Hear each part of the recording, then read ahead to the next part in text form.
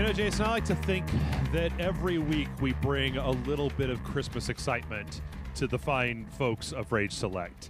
You know, There's no Christmas in space. What are you talking about? It's Sunday. They're sitting there, and every year Santa Rage Select comes down their chimney, which there's some connotations there that I really want to get into. Goes up their chimney and puts the present of this podcast on their lap, and then we take all their milk and cookies and bang their mom, and then we're out. So welcome everybody. Yes, to the asshole Santa. That's right, asshole Santa. Ho ho. Welcome everybody to the Rage Select Podcast. As always, I am Jeff, and Jason, you are floating through the cosmos as always, or as 2 months. How Jeff, long has it been? Forever? I'm on my way back to Earth. Oh, are you? And I'm making damn good time. Okay. Making damn good time. Do you where did you take you stop at like an intergalactic rest stop for the Handy J, Space Handy J in the bathroom or You know, it's gotten a little weird. I've gotten in trouble with the law, quote unquote. Is it the Manhunters or the Green Lantern Corps? It was the Green Lantern Corps. It's those fucking fascist assholes with their fancy jewelry and I was, making fun of the one dude that looks like a fish and everything. Right. They were basically pissed off because I found this planet in the Alpha Centauri sector that I was like, hey, these guys are primitive. They seem to like me. So let's just go ahead and introduce them to religion. Mm-hmm. So you were spreading the good word of Dongacleves throughout the universe? Yes. And how did it go over with them? Yes. These little alien dudes, they were cool with it. They were just like, all hail the dong and, bouncing around and everything and saying yeehaw. Jason, what? Did they erect a giant dong to worship? Ha-ha! I see what you did there. Let's just say that there will be some irregularities when NASA or whomever points their high-powered telescopes in this direction. They're like, these guys don't even have genitalia. Why are there pictures of human dicks all over this planet? Yeah, it's going to get a little weird.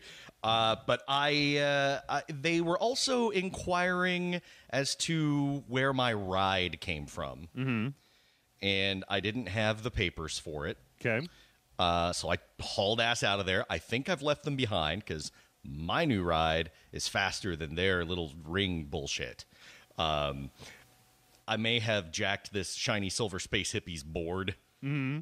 And now I'm just jet-setting through the cosmos. Just be careful, man. Keep an eye on that rearview mirror because I hear there's another asshole out there on a pair of skis that'll come after you. So, that's just stupid, Jeff. Come on. I love that. I never knew the black racer was a thing. And for those of you out there who don't know, this is it was the same guy that created both of them? It was Kirby. It was Kirby? Okay, so, the Silver Surfer, everybody knows that. It's, silver guy on a surfboard, whatever. But and we're recording this on Jack Kirby's birthday, by the way. Long live the king. Yeah. Yes, we are. There's damn Jason. There's a joke in there about "Hail to the King" and those alien bastards shooting up my ride, but I just can't put it together in my brain. It'll come to you. Yeah, but there was there's not really, Silver Surfer is the herald of Galactus, but on the DC side, there's this dude he was like a paraplegic or something, right? And it was kind of like the Spectre, and he got turned into the Black Racer, who's essentially this dude dressed all in black who's got skis, like the poles and the skis, not like a snowboard, and like a knight helmet or something on that is the avatar of death in the DC universe. And I remember the first time I saw him was in Rock of Ages, in the comic Rock of Ages, and he shows up, and at the time, I think when Rock of Ages came out, it was when I was working with Chris Robertson over at Dell, and I was just like, the fuck is this ski guy? Because he had explained it to me, I was just like, boy, that's dumb. And he's like, yeah, kinda. See, everyone talks about how Kirby was this creative juggernaut. True. That he shaped an entire industry. True. That he tapped into some strange and inventive ways, styles of art and storytelling that had not been seen before, and some people would argue haven't seen since. Mm-hmm. Also true, but I think it just boils down to this. Jack Kirby was on the good shit. Either that, or he had some problems in his skull box. I mean, we're talking like Philip K. Dick levels of derangement. I mean, I love. And he had some problems with his mother box. Yeah, that's right. I love the New Gods, and I love like God, they're just so fucking weird. Like, you just don't get shit. You don't get that kind of shit anymore out of media. No. It's all realistic and shit. You're not just like, I mean, look at Orion from the New Gods, and look at the thing that he drives around. It's like a harness, and it's just got these. It's so weird looking. Like, yeah. And then there's, what is it, Metron? Just floating around in a chair. Yep, just got a chair. They're so weird. They've got that like what was the part of the New Gods where there was like a bunch of the kid New Gods, and they had like a tricycle, like a motor trike that was a cosmic motor trike. Yep. Man, So the New fucking Gods, fourth world, all of that. It's just bananas. I borrowed a collection of like Kirby's Fourth World stuff from Bo a while back and read it, and I was just like, what the fuck, man? I didn't get it. I admired it for its just off the wall bananas creativity, but no, I don't want to read anymore. I get it. It's fucking weird. That's enough. Well, let's see. Outside of skittering around the universe, have you been up to anything interesting in the last week or so? Okay, thinking. No. Okay, just subjugating all of the cosmos to the almighty Dong Lord. Yeah, I can't really. Yeah, that's about it. You know, making a cult is a lot of hard work. An intergalactic space Dong cult. Yeah. That'll keep you busy. So there. That's how I'm spending my time. Don't judge me. It's I'm taxed, putting in overtime. Okay. By the way, I'm going to say right cops. now that with odds of us recording this, I've got to do a little double duty today. So I'm actually on beer number 1 of 6 for Jeff versus Beer this week. So if by the end of the podcast I'm maybe a little bit loopy, I'm just going to say I'm going to excuse myself for being a little loopy. Yeah. So there's only one thing I think last week. I mean, you and I spent all Saturday night recording that Diablo thing. I don't know how recording 3 30-minute videos took like 4 hours or however long it took us, but Jesus. Well, for what it's worth, I only remember like an hour of it. Yeah. So, yeah. But I did watch palsy dogs. Palsy dogs. I want to get you like a sports jersey that just has palsy dogs on it, and then you can wear it around, and it'll be doubly funny because it'll also be Jason Murphy wearing a sports jersey. And for you Patreon subscribers, you will be getting, if you haven't gotten it already, an extra part of Diablo with me, Jeff, Allison, and Mr. Brian Brushwood. Yep, that'll be tomorrow. And the audio is a little bit blown out on that. Sorry, I'll put a thing on there. But it's all fucked up. But. I think, let's see, on Friday night I went out to Rio Rita with your wife and Bo and Grant and Fungus Monkey. We all hung out and drank a bunch of beers, which I was just like, so on Thursday, was it Thursday? I decided after I got done working, right, to go out to the bar and to hang out with my friend because I was like, I'll be a little social. I get all cooped up in the house and stuff. So I go to this bar. I start talking to this guy, right? We start having this conversation about... Your friend or... No. It was like... Just some guy. So my friend Mike, we've talked about him off and on a long time. He's he was my old business partner. We kind of dissolved. We took it over to a single ownership for this company that we put together before I started doing this stuff to do animation because he's the one that's doing all of it and I'm not doing any of it. So it didn't make sense for it to be a DBA for both of our names. Anyway, that's bullshit. But he hangs out at the same bar all the time. He hangs out at this karaoke bar that I don't really care for because right. Karaoke killed my parents like Batman. But you're going to be a superhero killing karaoke KJs. Yeah, that's right. That's my power.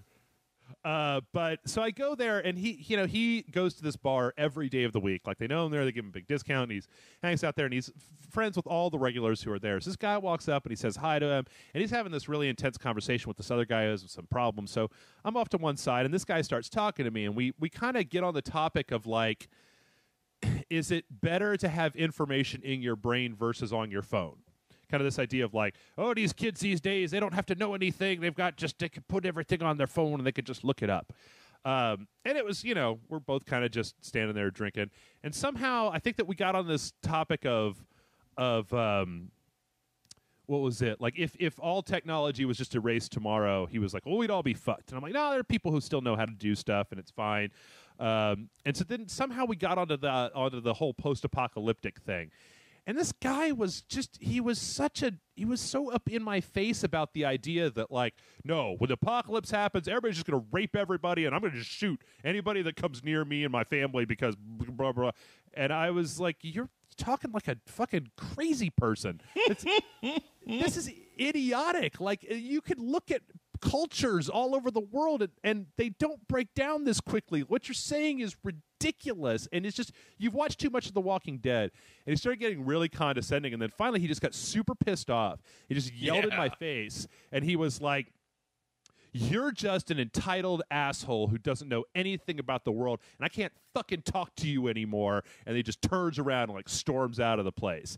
You are an apocalypse apologizer, Jeff. That's what I am.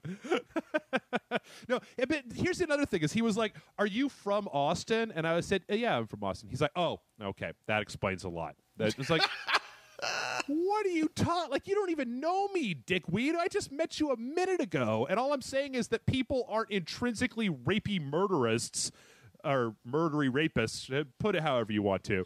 And then, like, he's just like, "Oh, so you're just a giant hippie who believes that we should all suck each other's dicks." And I'm like, well, that's not what I'm saying. I'm just saying that people work together. Like, oh, I wish I had been there. I would have been like, wait. Are you offering? Is that...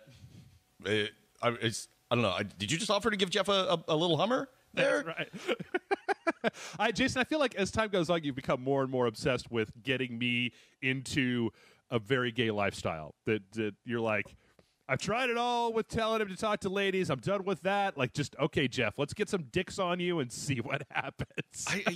Just some sort of genitalia. I just want you to have access to some sort of genitalia, preferably human. Right. Preferably. Not necessarily, but preferably. And if it's some angry apocalypse guy who's building a bunker and, stacking up gold bars and freeze-dried foods, and he wants to suck your dick, I'm going to be like, hey, you just go blow him until the end of the fucking world, crazy guy. Yeah. Anyway, that really rattled me because I'm not used to having complete strangers just yell in my face with that level of aggression when I'm just like, because we were doing the thing, right? It's the apocalypse. You got a gun and your family, and I got a few people, and we're going to work together to try to rebuild humanity. And he's like, well, I'm just going to come and shoot all you people and take your stuff. And I'm like, well, you can't just shoot everybody. And I don't know. It got weird. Then I at some point brought up Ferguson because he basically was trying to make this argument of just like, if a person has a gun, everybody's just going to shit themselves and be afraid of them and run away and hide like little pussies. And I'm like, well, anyway. No. The whole thing was just terrible. That was the only thing that happened to me last week. Outside of, I had a very lovely time drinking with friends on a Friday night. But yeah, that was about it. So got yelled in my face. I think maybe I should go out and try to get people to yell in my face more until I'm just completely immune to it.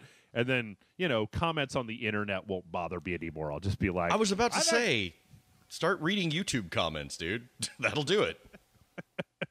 I actually, this last week I considered saying on the podcast, like, you know what, guys, I'm just going to turn off comments. You guys can still comment, but I'm going to turn off the notifications that I get of the comments for like a week or two and just see if I become a sunnier person. I don't think that's actually going to happen, but no, it's really not. Yeah.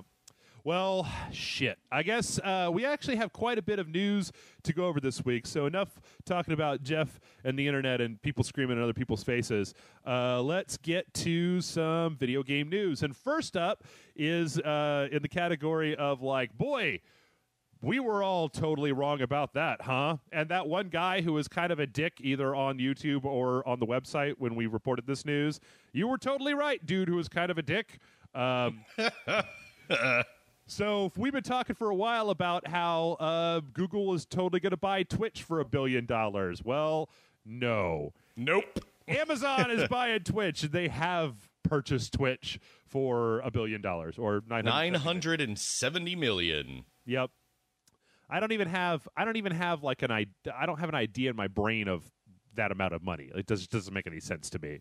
That's more than I make in like a year. Yeah, I'd have to save up for, I don't know, like 6 months to get to that. Just stop eating out for a little while. Yeah, and cut some corners. I could say that, like, by the time this goes up, all of our year one, or all of our, you remember our year one anniversary stream that we did?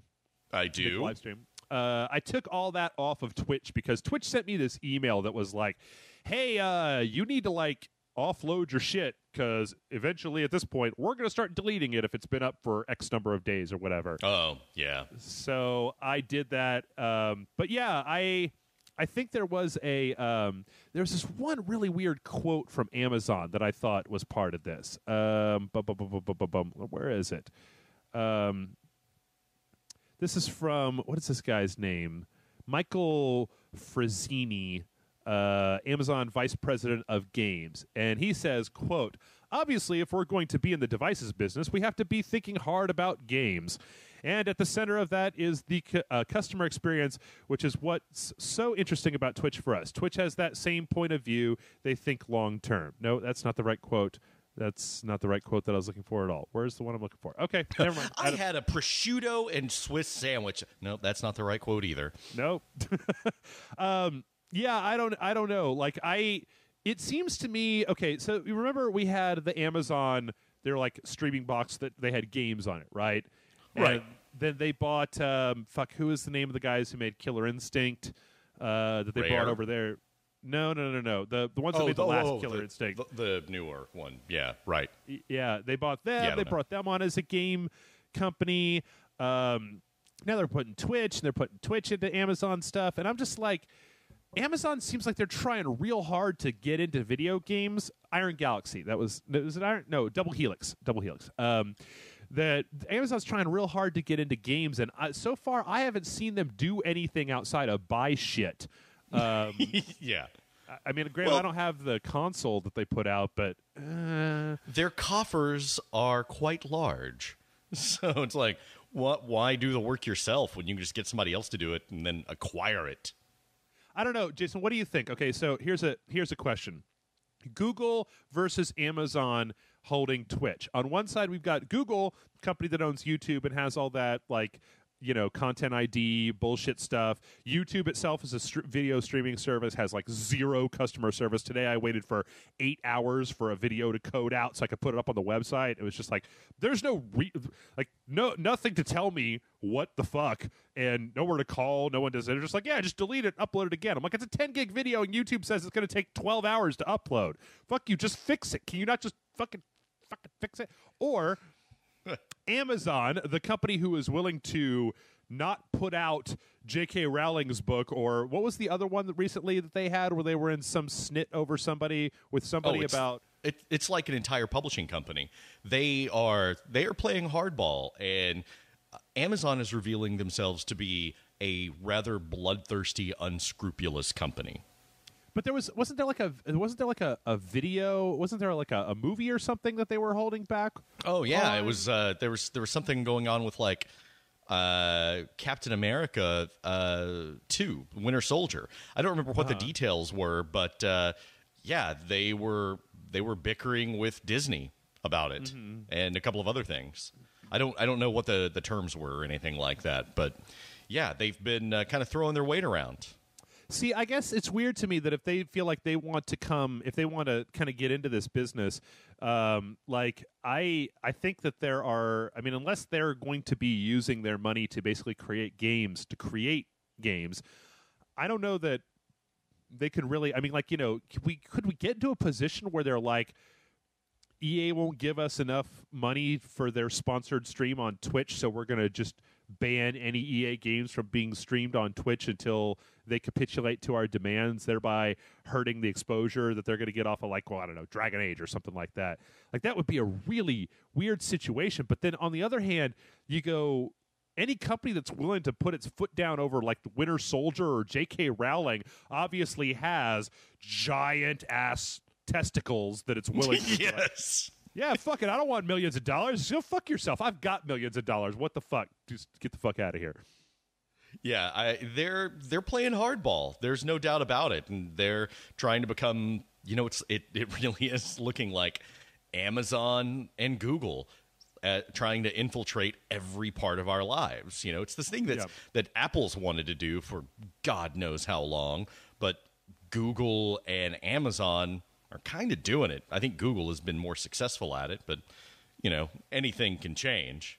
Yeah. I think what was the Lego movie. That was the other one. I was looking that up while we were talking about it. There was a thing where they were holding they stopped taking pre-orders for the Lego movie until they got a deal worked out. So I think like I try, Jason, to keep everything on the up and up over here, especially games wise when it comes to media acquisition. But if there's one thing in the world that I can't fucking stand, it's when a thing is out there and I can't get access to it, right? Like, if the new Doctor Who airs, and when I'll wait until it's done airing, or like Breaking Bad, or pick something, Game of Thrones, right? So if Game of Thrones, like Amazon gets season 3 of Game of Thrones, like, just a long time after it's been on HBO, and since HBO won't let you buy their HBO Go service a la carte, it's like, well, I would love to give you money for this thing, but if you're going to be a dick about it, then I will find a way to watch fucking Game of Thrones, because you guys got me all like psycho for Game of Thrones. So congratulations, you did the work. I'm going to watch it, and if you will take my $15, I'll give it to you, and if not, well, let's just say that there's other ways. To paraphrase Ian Malcolm, piracy finds a way. Yeah. So, but the answer to my question, I guess, Jason, what do you think? Would you rather see Twitch in the hands of Google or Amazon? It's like, all right, I don't know. It's like, do you want Kim Jong-un or Hitler to have Twitch? It's. I think they're both evil overlords trying to control our lives and strip away all privacy. And also, I am completely beholden to both of them because I use their products all day, every day. Yeah. So, 6 of one, half dozen of another. They're both shitty. Okay. Yeah, I kind of agree with that. And also awesome, and I depend on them for their services. And also awesome. Thank you very much. I love the product YouTube so much, as well as Amazon affiliate links. These are wonderful services, which I feel like everybody should take part in. Yes, exactly. All right. Speaking of wonderful services that everybody should take part in, this is the worst segue ever. There's a new Anita Sarkeesian video out there, Jason. So that means that it's time, once again, for Jeff and Jason to talk about Anita Sarkeesian, pissing off half of our audience and making the other half sick of hearing us talk about Anita Sarkeesian. How about no? No? Yeah. How about we just not talk about her? Because that's what she wants. Yeah, maybe.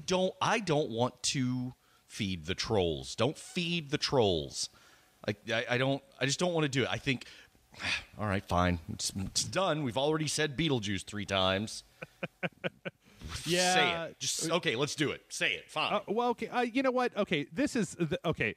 I watched this before we got started, and I thought about it a little bit. And basically, there's a couple of very brief things to mention. This is part 2 of her last set of videos, which was women as background decoration in video games. And so, as always, I'm going to go out there and say, and Jason, I don't think you've ever disagreed with me about this, that the first part of her video basically talks about a certain amount of like, I agree with her, but not for the same reasons, of basically using like, that guy punched a girl in the face as a shorthand to go, oh, well, he's a super bad guy and I want to murder the fuck out of him.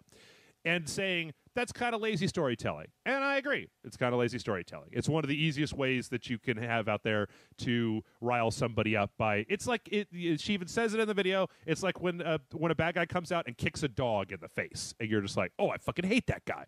Fuck that guy. Yeah. So I don't necessarily think that it's like, well, blah, blah, blah with this and that and the other thing. I just look at it as like that if video games want to be sophisticated in their storytelling, then they need to be a little bit more sophisticated than just like, oh, well, that guy murdered a prostitute. He's obviously a shit for brains, and I'm going to go kill him. And that's pretty much the entirety of that little subsection. Is I think that at a certain point, a lot of times we look at those things in video games, and they seem like they don't really have a lot of. I don't think they have a lot of emotional impact. I don't know about you, and I don't know about our listeners, but I don't think like, after especially when there are things like, she points out the one in Watch Dogs, right, where you have to solve a crime, or where the crime in progress happens and you got to go track somebody down, and there's like some dude, he's getting ready to assault a woman or whatever, and you have to stop him from doing that. At a certain point in time, as a gameplay mechanic, that shit just became boring. Or some of the things that you would see show up in Red Dead, where it was just the stuff that spawned on the side of the road to give flavor to the world. And the first few times that happened, it was really fun. But at a certain point in time, they start to repeat themselves, and you just go, okay, well, fuck it. I know what's going to happen here, so I'm just going to go past this. Towards the end, though, I feel like she started talking about some stuff that... There's a point towards the end of the video. You didn't watch all the video, but there's a point towards the end of the video where she basically says that she kind of let slip a little bit about the agenda that she's pushing forward, where she says that because a lot of what she's talking about in this particular video is those little things in video games, right, where you got some woman getting hassled and you're supposed to jump in, like Assassin's Creed, somebody's killing a woman over there, Red Dead, somebody's beating the shit out of a prostitute, or that kind of thing, and how this is supposed to incite you to go fix this particular problem. And she takes it one step further by saying that this violence is used as justification for all of these psychotic, violent attitudes that people are expected to portray in video games by going around and killing people, essentially using this violence against women as justification for the essential, the violent nature of the video game. And it shows in her talking about that just for a second that she just doesn't like violence in video games at all. That there's a certain part of this that's focused on violence against women, but when you look at the games that she's held up as games that she enjoys, it's one of those things where you could tell by omission or whatever, or maybe not. This is just what I'm getting out of this, but that she sees any game that just has wanton shooting people violence in it as intrinsically an incitement towards violence in human beings. That there is no value in that violence. Not even that. She's too short-sighted, or you know what? I don't think she's short-sighted. I don't think she has any sort of tunnel vision. She is manipulating her message. Sure. You are saying, oh, yeah, well, all video games are talking about that. So what you're really complaining about is violence. No, if she were complaining about violence, she would complain about violence. She's cherry-picking. She's taking that, look how you can lasso a woman and carry her and lay her on the tracks. Like, yeah, you can do that to fucking anybody in RDR. She doesn't mention that. So it's this selective argument that makes me think that she's doing more harm than good. Is she right? Our games by and large, not all of them, but a good majority of them. Is there a problem with sexism in the game industry? Absolutely. Absolutely there is. But she's so selective about what she talks about. I had friends on Twitter saying, well, now I'm never going to play Red Dead Redemption. That's too bad. I always wanted to, and blah, blah, blah. And I'm like, don't listen to her. And I had to tell him, I'm like, listen, man, Red Dead Redemption features a noble protagonist who will do whatever it takes to protect his family. It has strong female characters in it. And she mentions roping people and roping women and putting them on the tracks. And I'm like, well, yeah, you could do that to anybody in the game. Sure. And it's just this cherry-picking manipulation of the truth. And it's so disingenuous that it's like, yeah, I agree with her end point, but I absolutely despise the way she's trying to make it. Well, plus, there was another part at the end of this that I felt was very telling about the limitations of this particular series and her particular way of thinking, right? She tries to make this point saying that that you look at a game like Red Dead, right? And there's little vignettes of women getting beat up in Red Dead. And she's kind of preemptively going after this idea where somebody would say, because she's saying, take that shit out. Take all that shit out of Red Dead, right? Well, let's just talk about it in terms of Red Dead. And she says, well, some people will come back to you and they'll say, well, this was a filthy, dirty time, and it's realistic to portray this kind of violence because that's the sort of thing that was happening in this particular time and place. And her response to that is that video games in and of themselves have take a lot of liberties with world fantasy worlds or the mechanics of how many guns or how many bullets or things you could take, about taking latitude with reality and basically creating a game world. Why can't you take the latitude of basically removing any violence that you could see in a game against women? And I'm not necessarily... I just had a Scanners moment. Yeah. You know what else has violence in it or takes liberties with the facts? Any sort of fiction. All of it. Sure. Yeah, absolutely. And that's what I was getting ready to say, is that simply removing all of these ideas, like that's the problem that I have with that end point, is that what it comes down to is this, like if she, okay, there's only two... I can only see a couple of scenarios here, and one of them is that she intrinsically believes that video games are doing more, in her words, to normalize violence against women than anything else out there. And that if you simply remove all of that gameplay from games, right? From here on out, you can't make a game that has a sexualized woman that's being in any way, shape, or form abused. Okay? That is somehow going to fix this problem. The systemic violence against women that we see in culture. That by removing it and pretending like it doesn't exist, that it's all going to go away. And I just don't... I mean, like, the thing is that video games are not the only thing out there that have this stuff in it, exactly like you just said. And pretending like none of this stuff exists, and that was what I was trying to get to before, it's not necessarily violence against women, but just violence. The fact that video games feature violence has merit. And it's a weird thing to say, but, like... You know, when you and I are playing a game, Jason, when we're playing Bulletstorm, right? We whip some dude and throw him up into the camera and shoot him in the face and then kick him, and he is impaled upon a spiky red barrel that then explodes into the air, and you go, yeah! Well, I'm not going to go do that in real life, but there is value to the rush that you get out of that simulated act in a video game. Whether it's just escape from your day-to-day reality or a way to sublimate aggression that you might have in your life or just a way to blow off steam. And you don't have to like violent video games. There's plenty of other stuff out there. But at no point in time does anybody in this particular this conversation ever talk about the fact that fucking video games are super fun. And their violent ones are really fun to a certain group of people. And that just by saying, well, violence is bad, you should take all that away, isn't going to fix people's psychology. It's not just going to be like, if we took away every video game where this shit happened tomorrow, that everybody's just going to go, boop, oh yeah, all right, well, I'm a well-adjusted individual now. Yeah, women have been abused and beaten by men long before there were ever video games. Yes. And violence against women, I'm looking at an article here. Okay, video games are more popular now than they ever have been since their inception. Mm-hmm. Right? Violence against women fell 64% over the last decade. Mm-hmm. And it's remained flat for about 5 years. Now, I'm not saying that, you know what? The best kind of violence against women is zero violence against women. Mm-hmm. That was really poorly stated. But yeah, let's do that again without the best violence against women. I'm sorry. Yeah.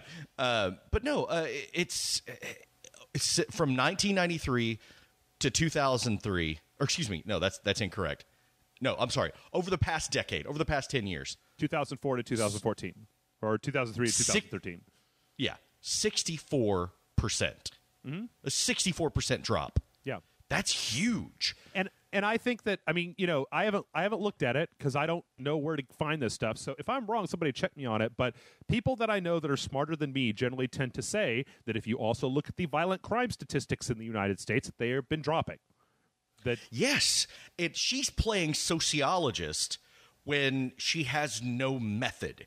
She has no scientific method, and she's sitting there with all of these videos, and she's stating causality when there is none that is proven. Yeah, I think that it's funny looking at her message, because what she says is, or her intention is actually very similar to the shit that we see over on Fox News. It's just packaged in a different way, right? Yes. Video games are corrupting our youth. They're turning our kids into deviant, crazy people. We need to put a stop to this.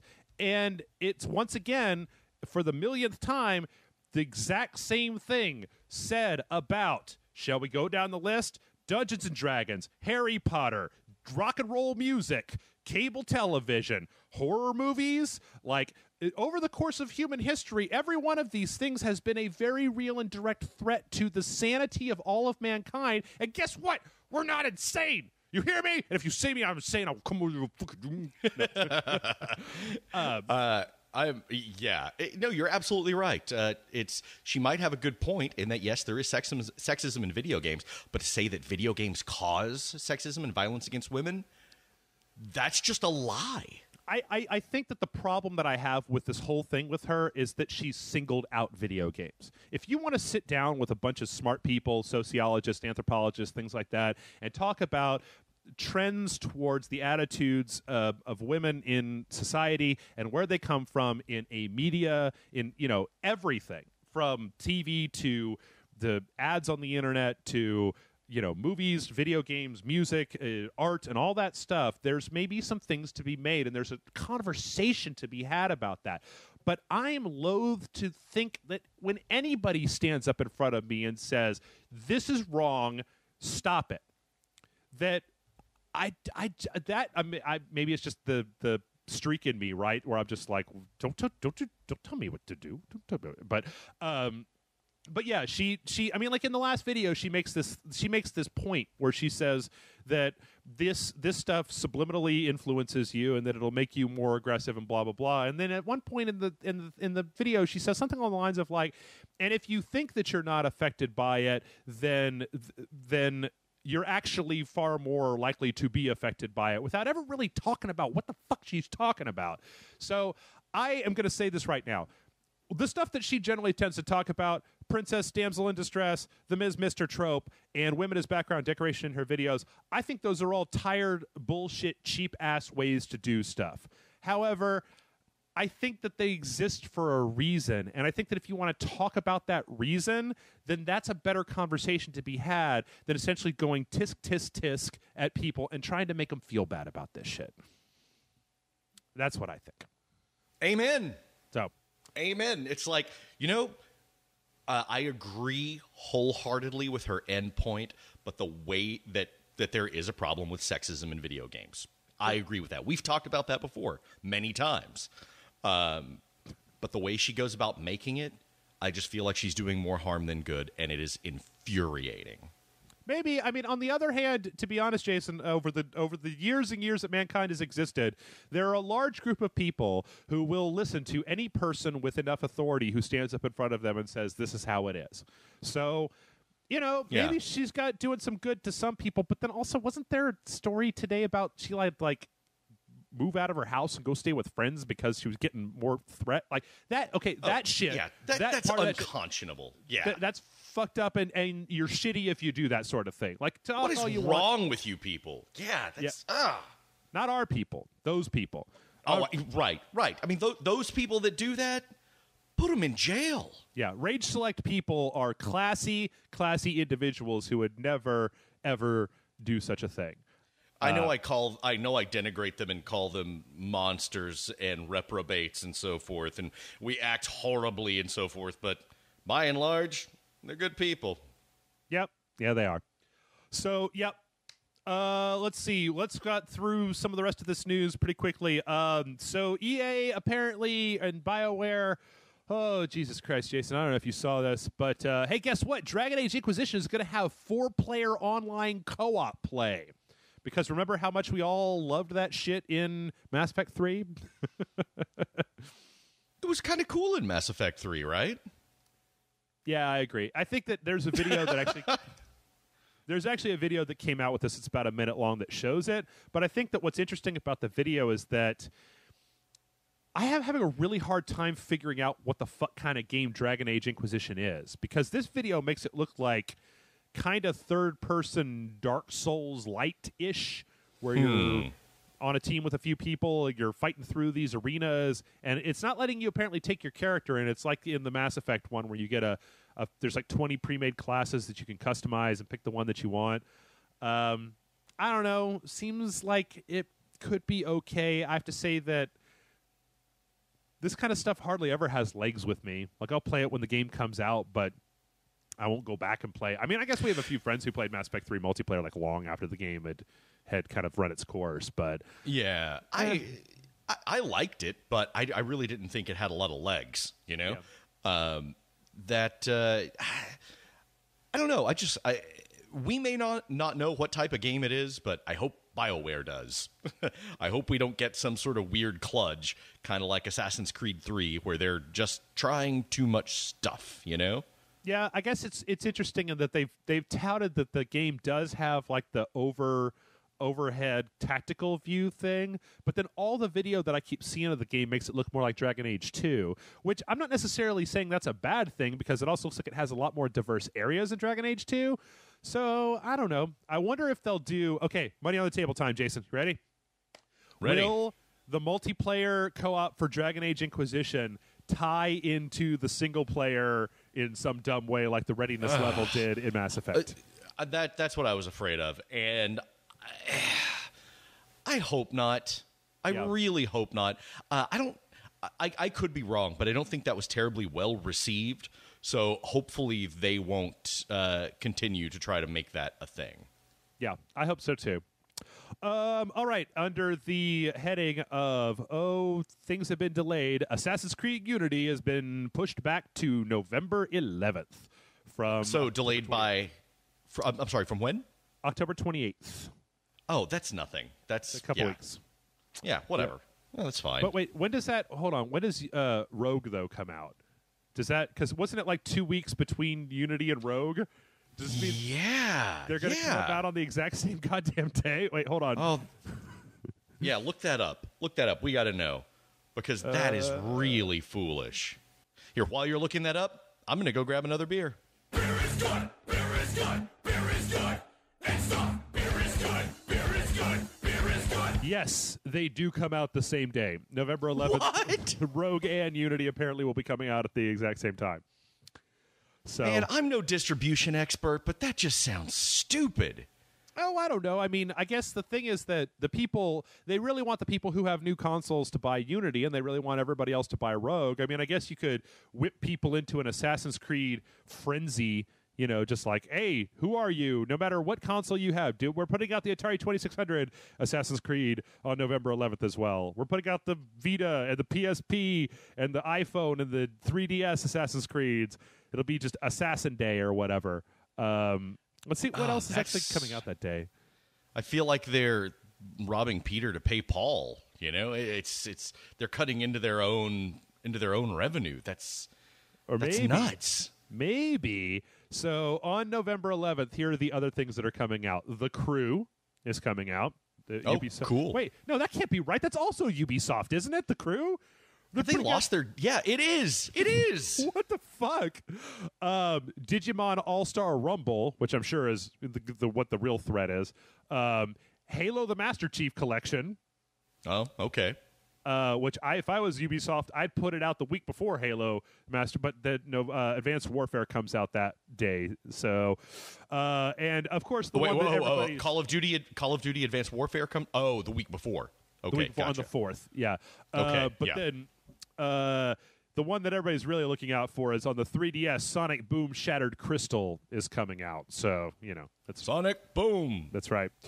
So yeah, and wait, 2 days after that, fuck you, game industry. All right, so November 4th, Call of Duty Advanced Warfare and MotoGP 14 come out. November 11th, Assassin's Creed Unity, Assassin's Creed Rogue, The Crew, and Halo, the Master Chief Collection come out. November 13th, the expansion to World of Warcraft, Warlords of Draenor come out. November 18th, Assassin's Creed Inquisition comes out, along with Far Cry 4, Little Big Planet 3. So eat my balls, assholes. Oh, yeah. Pokemon Alpha Sapphire and Omega Ruby then 3 days after that. Like, I'm sorry, we've just gotten through this like horrible game drought in the middle of the summer, and in this like 2 week time, more shit's coming out than like all this year. Ugh, motherfuckers. Yeah, that's not going to be easy. I mean, not even paying for stuff, just like having the time to play it. Yep. Okay, I'm going to skip over a few of these other stories that I've got. You know, there was one that was meant to to set the fires in your heart about how much money GameStop made last year, but fuck that. Here's one where basically there was a report from this was picked up from Game Politics, I guess, that said that last year on the PC, 92% of PC game sales were digital. Yeah, and I think that says quite a bit. I mean, I think that says, it's funny how when the PS4 and the Xbox One were announced, we had so many people who were just like, who were up in arms about the fact that they couldn't actually have physical media for the consoles that they had. Yet over on the PC, it seems like the shit's just already gone. Well, yeah. Well, a lot of that is because how else are you going to get a lot of PC games? You drive to the Circuit City.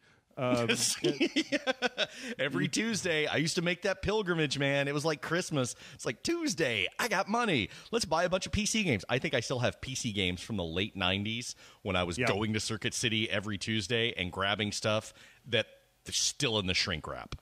I think that something got lost in this entire industry when they stopped putting out PC games in those big fuck off like D&D board game sized boxes. Yeah, like it's a box of cereal. Yeah, there's no reason for the boxes to be that fucking big. Like inside there was just a jewel case. Like they had a special insert that had to be made to go in that giant ass box to keep the one CD that the game was on from fucking slipping around. I don't know. I think it's interesting just that. This is from a research firm, DFC Intelligence, that with all the people on the console who were, I wonder if this is basically, if we're just looking at this and we're seeing what's going to happen on the future of consoles, right, is that once all these games, if Sony and or Microsoft are smart enough to keep up the Games with Gold and PlayStation Plus free games coming through, and like I think the first one of those two to start doing bi-yearly sales like Steam does, where they put all, like, not disc stuff, but just on the PlayStation Network or on Xbox Live, they put a whole bunch of shit on ridiculous sale that I think that shit just trains people, and they're just like, well, fuck, man, no, I'll just wait until Christmas, and then I'll just buy all the stuff that I didn't play last year, and I'll play it all whenever I want to. Yeah, absolutely. I mean, that's like when I was trying to find Diablo 3 Ultimate Edition for the PS4 for our dojo recently. Yeah. It was sold out in several places that I visited. Mm-hmm. And so I said, oh, you know what? I bet it was available on the PlayStation Store day and date. Mm-hmm. And sure enough, I get back to the house, I check it out, and it's right there. Sure, it took a while to download, and I didn't save any money off of it or anything, but I got it, and I didn't have to worry about physical media. Now, that said, I'm still a little worried about downloading all of these games and then, like, okay, well, the PlayStation Network has discontinued support for PlayStation 3 games or whatever. Sure. You know that kind of thing. All of those kind of, it's like, well, the disc still works. You know what I mean? So I'm still hesitant to totally embrace that. Yeah, I understand. I mean, and that's one of the things that you can say about the PC over the consoles is the fact that Steam has run on my PC since Steam came out. There is no Right. problem with backwards compatibility on Steam. You don't have to worry about, all those Xbox Live games you bought last generation, they don't fucking work anymore, asshole, haha. Which is the case right now on consoles. So I also feel, but you know what? I think that at least, not the last generation, but moving forward from here, the Xbox One and the PS4 both run on x86 architecture. That's a fucking PC. If they continue to just, unless they somehow then move back over to crazy cell processor, power PC bullshit, I feel like if these are just going to be glorified PCs from here on out, then it's probably pretty safe because there shouldn't be a problem with backwards compatibility going forward. Of course, it might be nice to at least go through one more console generation before I start making proclamations about what's going to happen in the future. Yeah, it's who knows? I mean, it sucks because what I see happening, or what I worry about happening rather, is that I will have these games that I've downloaded. Steam has a bit more longevity. It is conceptually its own console, right? Yeah.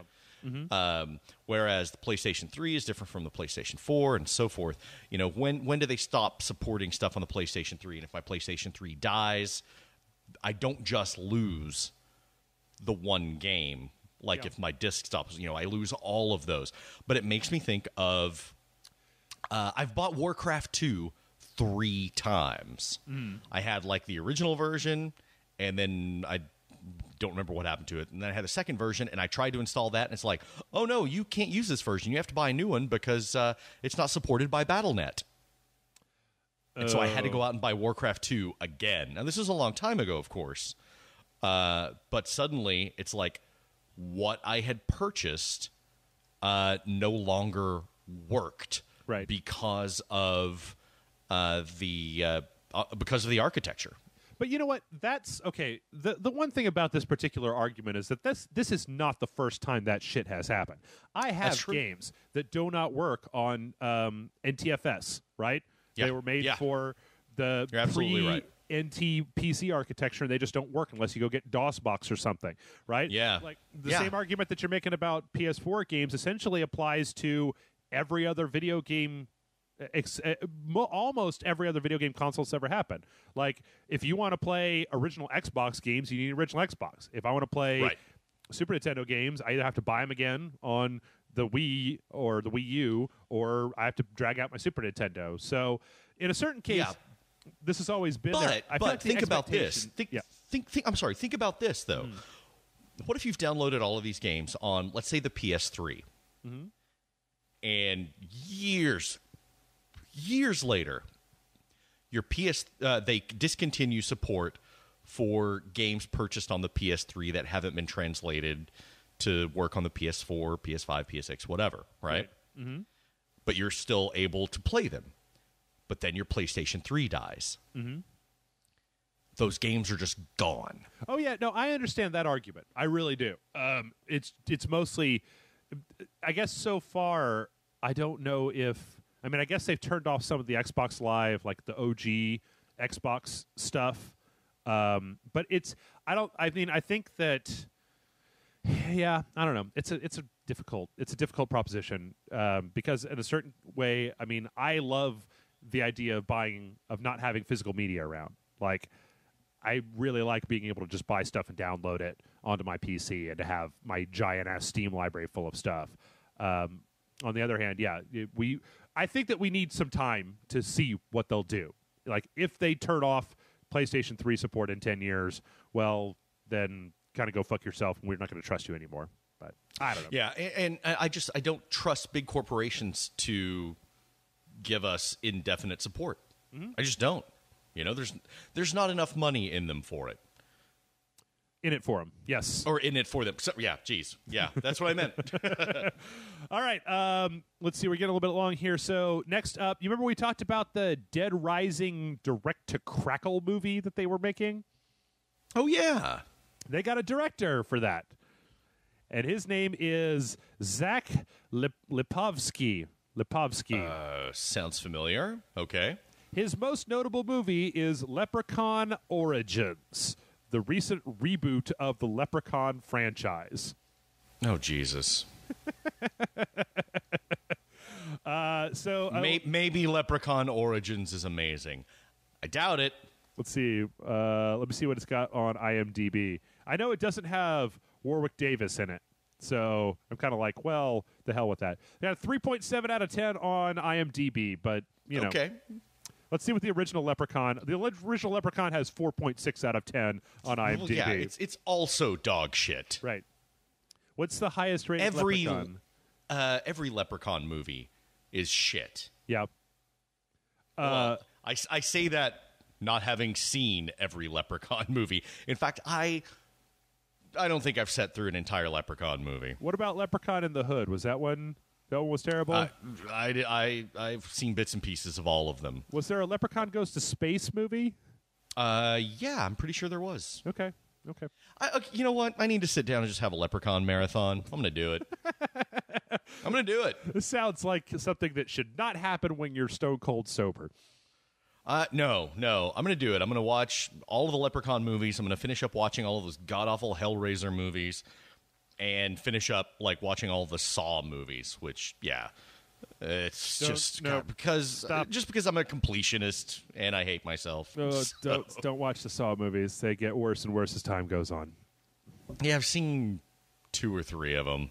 They get really terrible.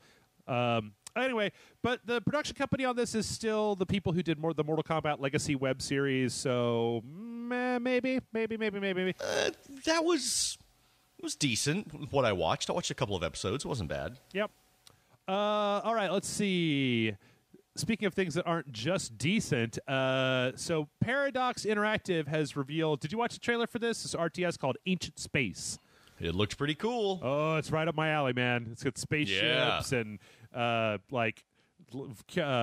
famous voice actors and Dina Meyer. RTS, son. Yep. I just hope that it isn't as hard as freaking Homeworld. Homeworld. Because I've never been able to beat Homeworld. Like I love the game intensely, but there's a certain point where I just wish. I mean, like I'm too proud to play it on easy. But I really wish I knew what happened at the end of Homeworld. Homeworld is a harsh mistress. It is. So, yeah. It's I'm looking forward to this. That's cool. I looked at it, just watching the trailer, I would think, "Oh, okay, we'll see." Yeah. But then they said single player real-time strategy. I was like, "Oh, okay. Yeah. You know what? I'm willing to give real-time strategies little extra cred because we don't see a lot of those, and I appreciate them trying to keep that fading or faded genre alive. Yeah, I agree. And this is like it's going to have plenty of oomph behind it as well, with at least from the voice cast announcements they have. Yeah, a lot of A-list. I'm sorry, I can't even say that without laughing. Dwight Schultz. Yep. Howlin' Mad Murdoch from the A-Team. Yep, Max Headroom himself. They shelled out that Dwight Schultz cash for this one. No, Max Headroom is somebody else. Oh, is it? Oh, okay. Yeah. Damn it. That's I can't remember Max Headroom's name right now, but it's not Dwight Schultz. Damn it. All right. Well, then Howling Mad Murdoch himself. Yep. Who was Max Headroom then? Max Headroom was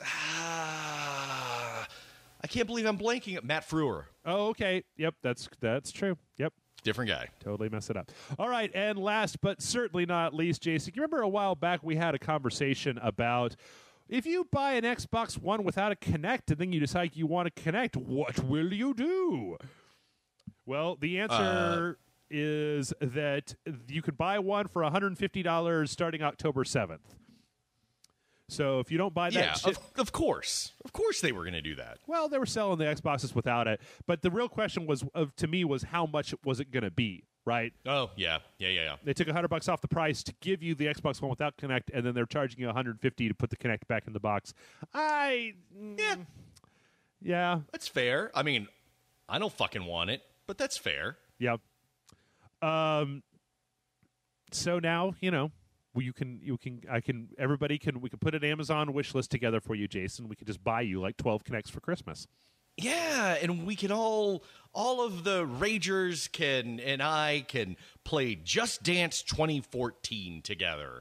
Actually, you know what? I think next week, like Monday or Tuesday, a new Just Dance game is out, and you're in space. Oh no, Dance Central Spotlight comes out on Tuesday, and you get to skip it. But one of these days, Jason, we're gonna have to get you on one of these dancing games.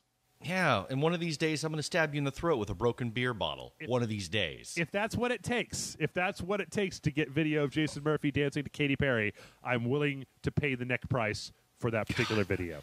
After that Ghostbusters thing on our 1-year anniversary marathon, Jesus.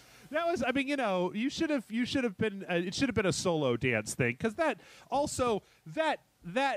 dance was just the fucking worst. It was terrible. Well, that song is the worst.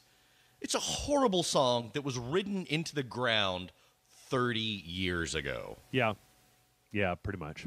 Well, with that, we're going to go ahead and we're going to take a break, but when we come back, we've got plenty of your questions to answer. We've actually got a lot of real widespread weird emails this week, Jason, so yay! Get your email cap on, and we'll be back momentarily.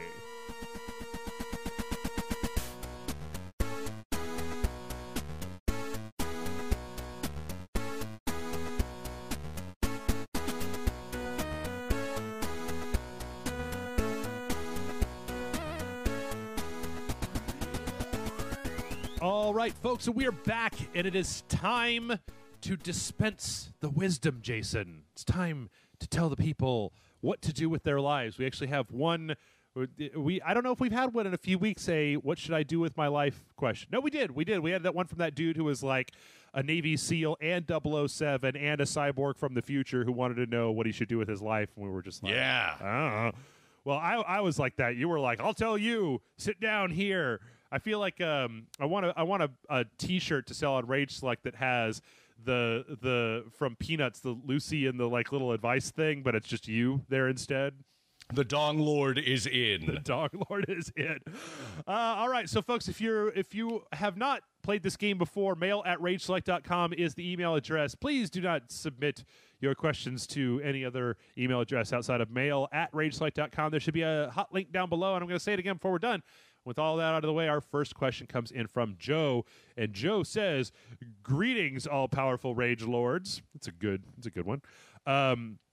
I wish to get your thoughts on a topic that has been on my mind for a while now. I have been gaming since I was a wee lad playing on the NES and still consider myself very passionate about the medium. But as I've gotten older, I've become more put off and downright disgusted with the attitudes and behavior of much of the gaming community.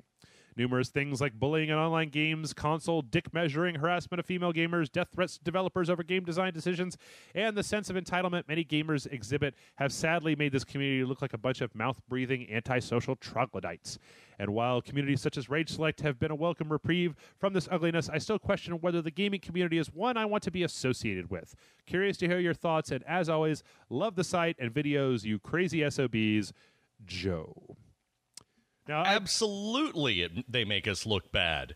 They're the most vocal. They're the vocal minority. I don't think that that's most of the people, but they are the people that ruin online gaming experiences and that make us look like troglodytic, misanthropic assholes. But yeah, you can find people you like playing with. It just takes a lot of work because most of the time, you've got people who are abiding by John Gabriel's greater internet dickwad theory. So, yeah, it's, Joe, that we're not all like that. Yeah. Because you're not like that. It's just that they're the vocal ones, and they hide, or they don't hide, they congregate in certain places. So maybe avoid those places, if you can. So, I mean, you can't really play League of Legends without running into them, unfortunately. But I think that you can curate your experience with interacting with other gamers. Or you could just cut it off altogether and only play with people you know, which is what I do. Because I don't really have time to play with or listen to people that I don't know. Occasionally, I'll jump on, well, I haven't in a while, but I'll jump on Battlefield 4, but I just mute everyone. Yeah. Do my thing, right?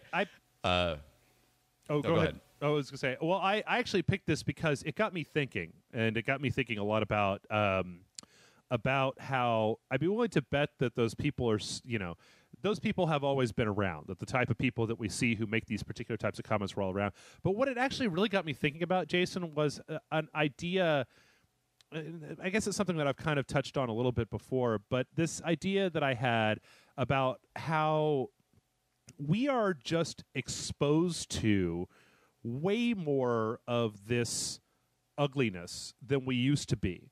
And I started thinking about, very specifically, I started thinking about, like, because I remember when I was a kid, and I'm sure you remember when you were a kid, even a teenager to the point when this stuff was starting to happen, the world before the internet was a thing, where for the most part, unless you were a waiter or in retail or whatever, your exposure to just general people saying asinine, horrible shit was extremely limited.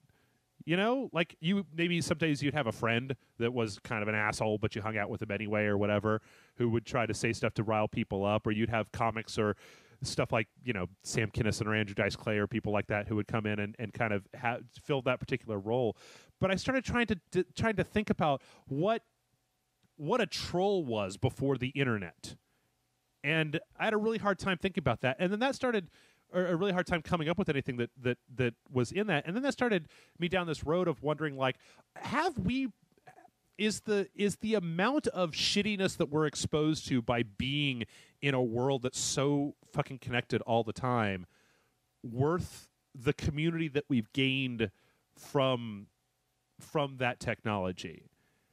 I'm interested to know what. Yes, you think so? I think so. I mean, you're always going to have these idiots that abuse whatever direction you're moving in. Specifically when it comes to technology. Let's keep it to technology. But yeah, I think it's definitely worth it. I've made a lot of friends, and plus it allows me, which I'm going to start doing more of. I know I keep saying that, but it allows me to interact with all sorts of people all over the globe. Yeah.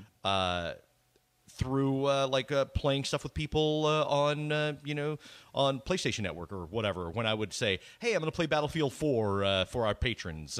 Patrons, jump online," that kind of thing.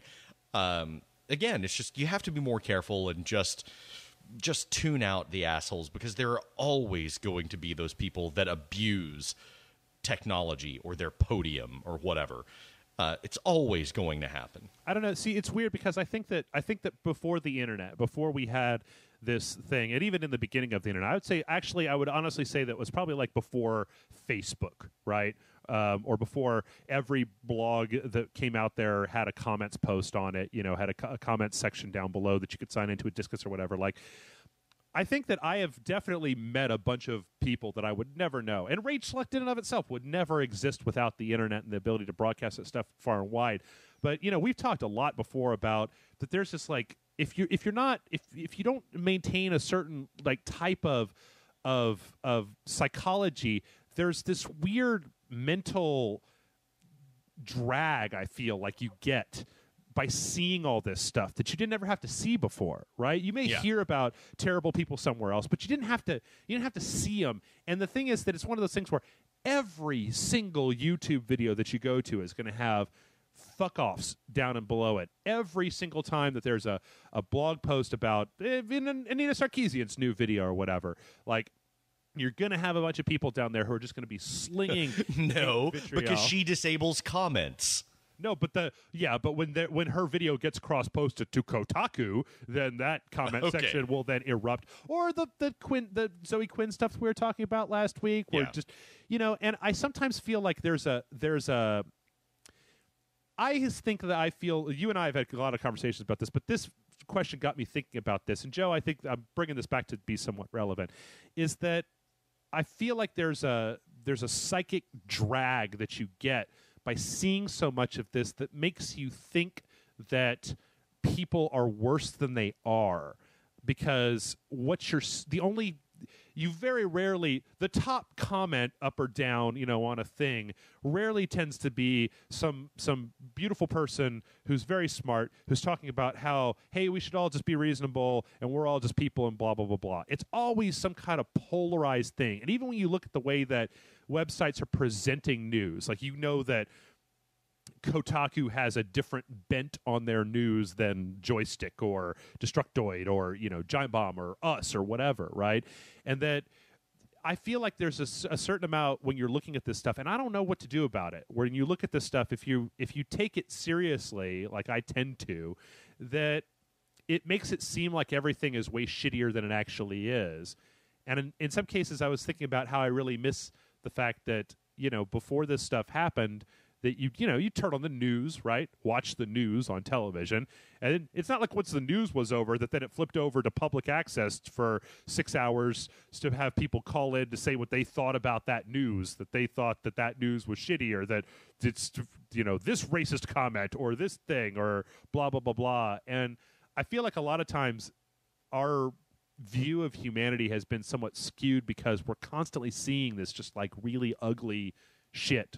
And it's smeared all over everything. I don't know, kind of gets me down. But Joe, I guess what I'm saying is that I know it's exactly kind of what Jason is saying, that you see whenever there's a thing out there about this console has this thing, and then you get people in the comments that are just at each other's throats, or the PC Master Race comes out or whatever, that those people represent a very small amount of the actual people involved in this particular hobby. At least that's the only way that I'm able to keep going day by day, is with the idea that we get 25 comments on a video that gets 2,000 or 3,000 hits. So there's obviously a huge amount of people who are not who just like what they're seeing, and they come back and they watch it again.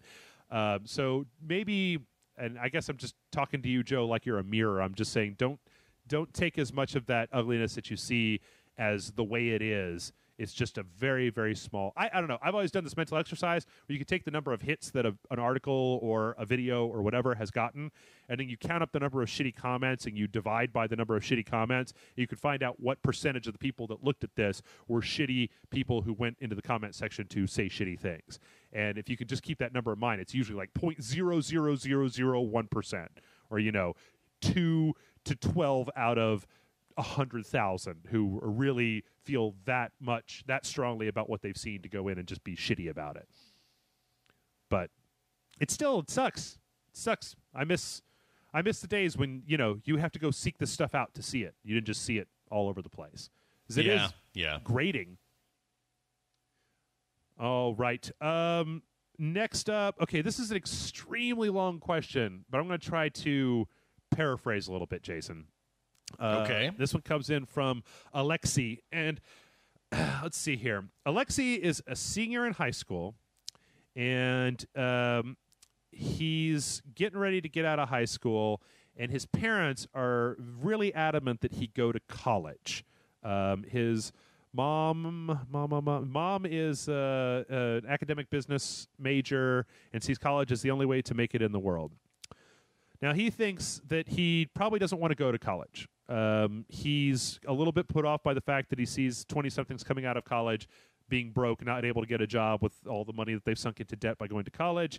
And he's really interested in writing and literature, and he seems to think that, or he says that he's not sure that he's going to really get anything out of college that he couldn't just get from writing and that sort of stuff. However, his parents are pretty dead set on sending him to college, and he feels like it's going to be a giant waste of time and money. So I'm going to read his last paragraph. Okay. He says, my question to you guys is this. What do you think would be better for me to do in today's world? I know both could be a steep slope, with it being a pretty high chance of me coming out of college with no job and basically wasting all the money my parents spent on me for it. And with so many people coming up with a half-ass idea and calling themselves a writer and then trying to get their book published. Neither one seems like it would be easy, but at least if I write/publish a book and not go to college, I wouldn't be wasting a shit ton of money and wouldn't be in debt. Again, my parents would hate for me to do this, but I just think they're wrong about my future. So what would you do in this situation? Any advice would help, even if it's just to hail Dongacles. That's basically it. Keep on raging, selecting, and praise Dongacles. #FindGreedo2014, etc., etc. From Alexei. I am less and less, and we've touched on this before. I am less and less taken with college. I am at the point where I don't think it's a necessity. I think that if you are able to teach yourself a valuable trade or skill, then do that. If you have the discipline to do so, you might require college in order to do that, but it's if you're looking at it from strictly a financial perspective, college doesn't make any sense. Everyone comes out of there owing hordes of money that it takes them forever to pay off. And there is a student loan crisis in the United States anyway. I don't know how it is across the globe, but in the United States, I do believe it is a crisis. It took me forever to pay off my loans. Allison still has tens of thousands of dollars, a ridiculously exorbitant amount. Mm-hmm. And yet I know many people who have gone to school and gotten a degree and spent tons of money taking out loans, etc., only to not be able to find a job or not be able to find a job that actually paid very well, or not to have any sort of marketable skills. Mm-hmm. So really teach yourself something, teach yourself coding. Hands-on experience, I think, is way more valuable than an education these days. Unfortunately, college right now, it just doesn't make sense. Okay. I will say that there are a couple of things that can be recommended in favor of going to college. And most specifically, I think the one thing that I feel like gets a lot of times, and it depends on the college that you're going to and what you're doing in college, but a lot of times, if you are trying to get a job in a specific field, you will end up rubbing up against people in college that can get you into other people's heads or names or whatever. Like, I would not be here if it wasn't for I went to Austin Community College to learn animation. And when I learned animation, my friend Mike was there, and I used to go hang out with him at the bar, the exact same bar he's still at. And I'd bitch about my job. I just had a retail computer job at that point. And so one day, somebody called him up and was like, I need an animator. And he gave him my name because he knew that I could get my shit done. And I went off, and that was the beginnings of where I am right now. So there are some benefits to it. But, yeah, it really depends on where you're going to college, right? Like, if you're going to go to college and you're going to study with people who are esteemed and they have connections in the industry and stuff like that, that can really help. Also, I've seen people who go to college and they don't actually do what they teach them. So, yeah, if you're going to go to college to be I don't know the best way to describe this, but I've known a lot of people who go to college and they'll take a class in art. Like, I've been in art classes where people get assigned work to do to essentially make them into better artists, and they just don't do it, right? It was the most infuriating thing in my life, where it's like, here, your homework this weekend is you need to do this drawing, and then come Monday, and they come into class and be like, all right, and where's your drawing? And they'd be like, I just didn't do it. So if you're taking a writing course, I mean, to be honest, my dad's got a master's of English. Jason, you're a writer. I know a bunch of people who are writers, and they all say the exact same thing. If you want to write, just write. Like, you will get better and better the more that you write. But if college would be a place where they would kind of pressure, there'll be deadlines for projects and assignments and things like that. There'll be things to make you write outside of your comfort zone. Hopefully, I don't know if it's anything like drawn. They'll make you write some weird shit. They'll make you write sonnets or make you write, in a different style than you've written to try to give you some flexibility this way or that way. So I think that there can be benefits to doing that stuff, but I think the problem that you have is that you want to be a writer. And if you want to be an electrical engineer, go to college. Learn how to be an electrical engineer. Writing, on the other hand, I don't know that spending 4 years learning everything there is to know about writing and then taking a bunch of math classes because you've got to do that to get your degree is really the way to go. Like, to be honest, Alexi, I don't know where you are, and I don't know what you're doing, But here's what I might suggest for you. Maybe make a deal with your parents and say, take a look around and see if do you have, and I'm biased because I went, but do you have a community college where you are? Maybe go take like one class at a community college and get like a part-time job, work a part-time job, take a class at a community college and just see if you get anything out of it. Take a writing 101 type of class. Just go to community college and take all of the writing classes that you can, and see how that pans out for you. And like, if I don't know what community college costs these days, but when I went, it was pretty cheap. Like, I mean, comparatively so. It was like $400, $500 a class, and probably a book involved. And if you're a writer, it's not like they're going to have you buying. You don't need a graphing calculator or any of that bullshit. Hell, you don't even need art supplies. You just need a piece of paper and a pen. I don't know. Do people even know what pens are anymore, Jason? Read a lot, write a lot. Write every day, read every day. As far as your education goes, to be a writer, I don't know what kind of writer you want to be. Yeah. So that's important. But making a living as a writer is exceptionally difficult. It is... it's almost insurmountably so, but it can be done. And you have to treat yourself like, as Harlan Ellison put it, like a plumber. Mm-hmm. It's a trade. You work on it every day. You don't do it for free. And you make sure you're the best at it that you can be. And you make sure that you're getting paid fair wages when you do it. Jason, don't tell him not to work for free. Our writers for the site might be listening to this. Yeah, well, okay, yeah, that's fair. Don't work for free unless it's for Jeff from Rage Select. That's what you. Right. I mean, that was implied. Right, that was implied. But I mean, you do have to get experience, and I mean, I've worked for free before as far as writing goes. Yeah. Still do sometimes, but yeah, just keep at it. You can teach yourself just about anything. And if you can't, that's what other people are there for. But you are only ever, and college included, you are only ever going to learn as much as you make yourself learn. Yep. Just because you go to college and get a degree in something, once you graduate, it doesn't necessarily mean you can do it. That just means you finish the 4 years or whatever. Right. No, in fact, in my time at community college, like in art classes, I saw people graduate out of those art classes with portfolios of animation that were just fucking terrible. But you can't, your teacher. Well, I have a relationship with my teacher, and I said to him one time, I was like, "Can you just tell them that they're wasting their time and they shouldn't do this because no one's ever going to hire them?" And he's like, "I can't actually say that." Like, well, fuck. I guess I could never be a teacher to just be like. He's like, "I'm not Jason Murphy." After half a class, as Jeff is your teacher, he's like, I think you know what.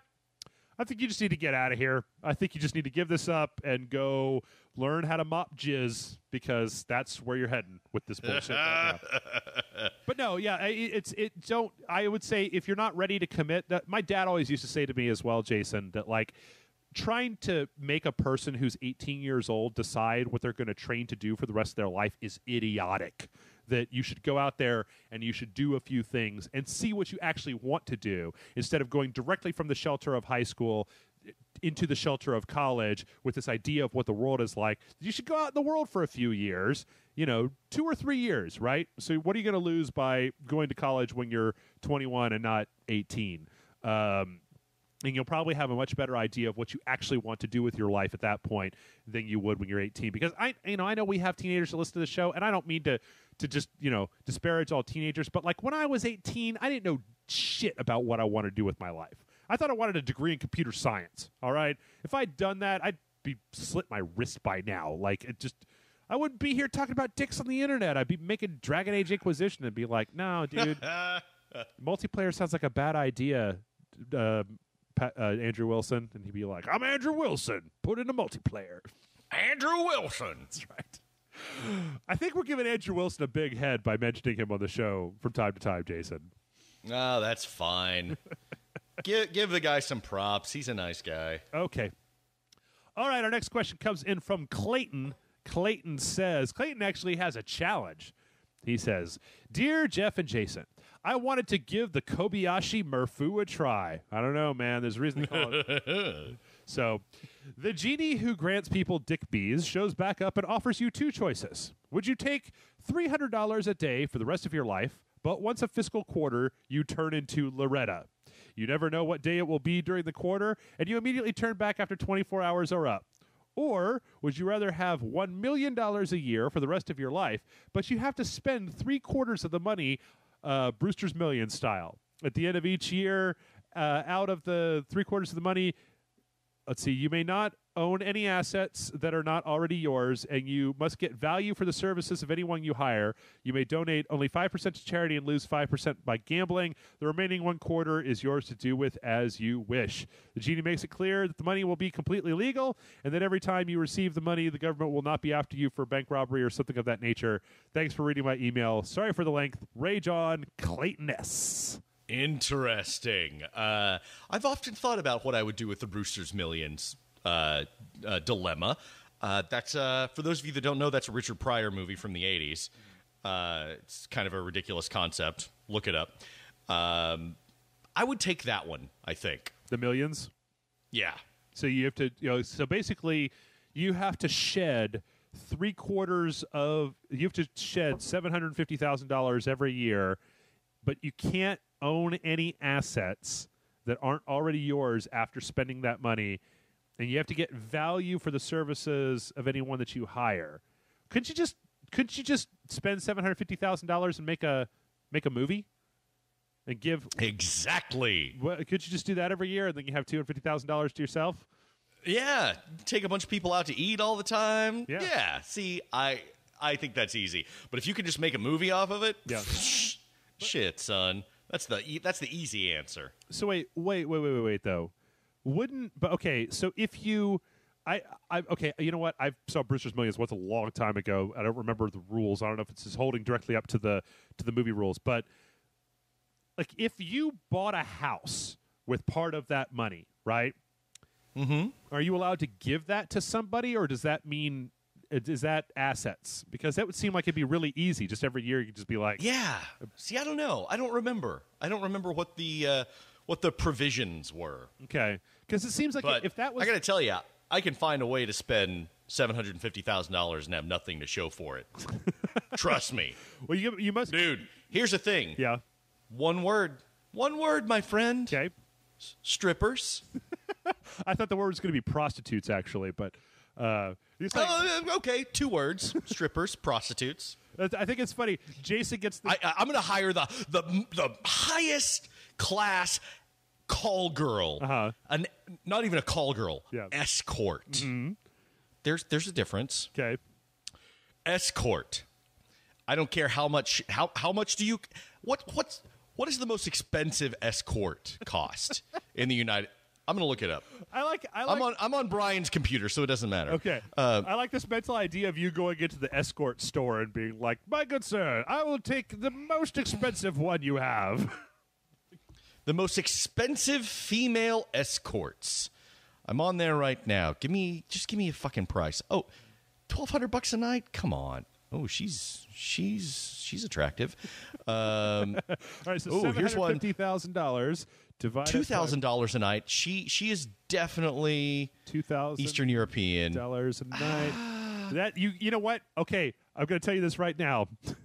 If you took that $2,000 a night prostitute and you bought that prostitute for every day of the year, you would still have 10 bonus days worth of money to get rid of. No, here's the thing, yeah. Jeff. You're not thinking, okay, this is good. Here's one that's $40,000 a night. Okay. So you have to spend $2,055 every day. Okay, ain't no girl worth $40,000 a night. Mm-hmm. But okay, here's the thing. All of these like top 10 that I just listed, yeah, all of them every night at your house, Jeff. What? I'm a married man.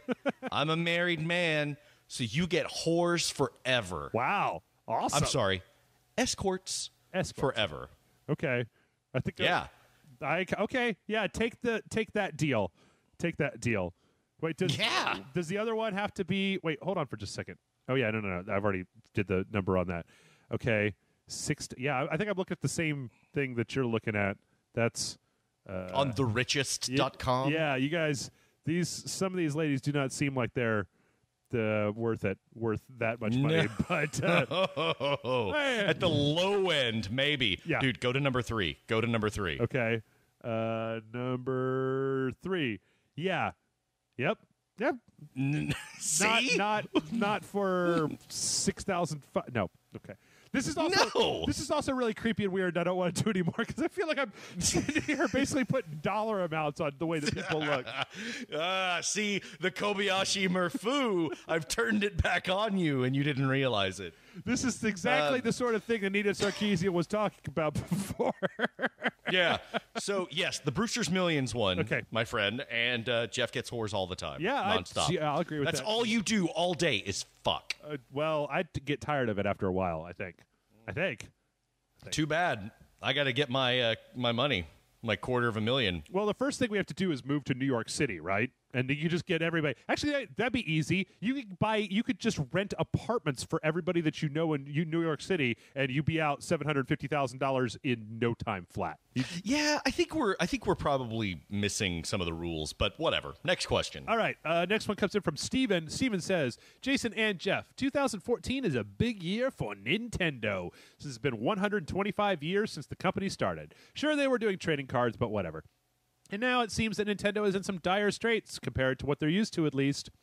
What do you guys think Nintendo needs to do to return their status as the best of the best, or are its glory days over? Thanks, guys, and keep up the work, Steven. I always like it when we get to have this topic, Jason, of if you ran Nintendo, what would you do?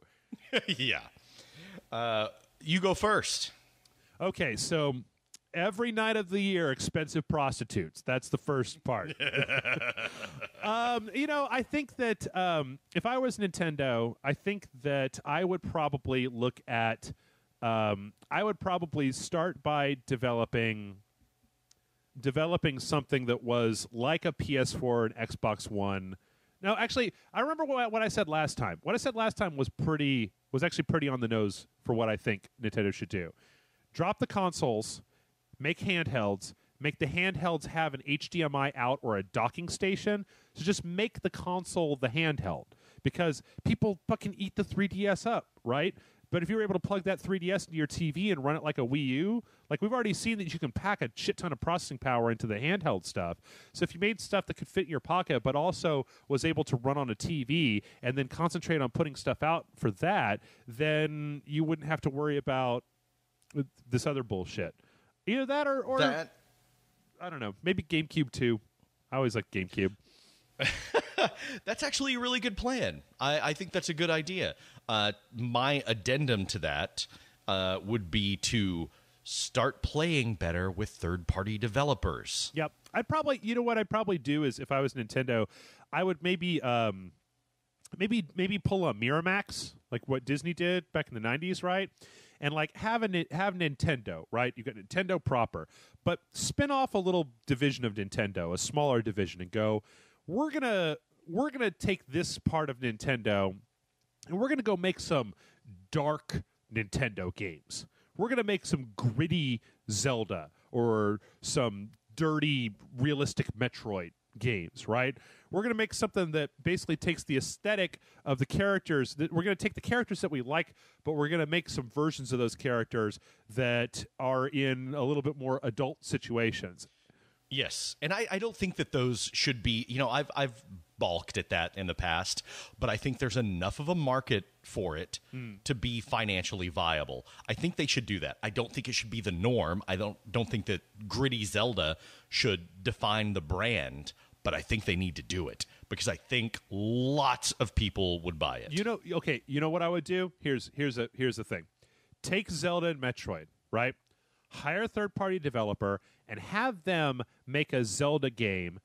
Have them make a game in Hyrule that is not about Zelda. That is not about Zelda and Link, but is in Hyrule, in a dark version of Hyrule.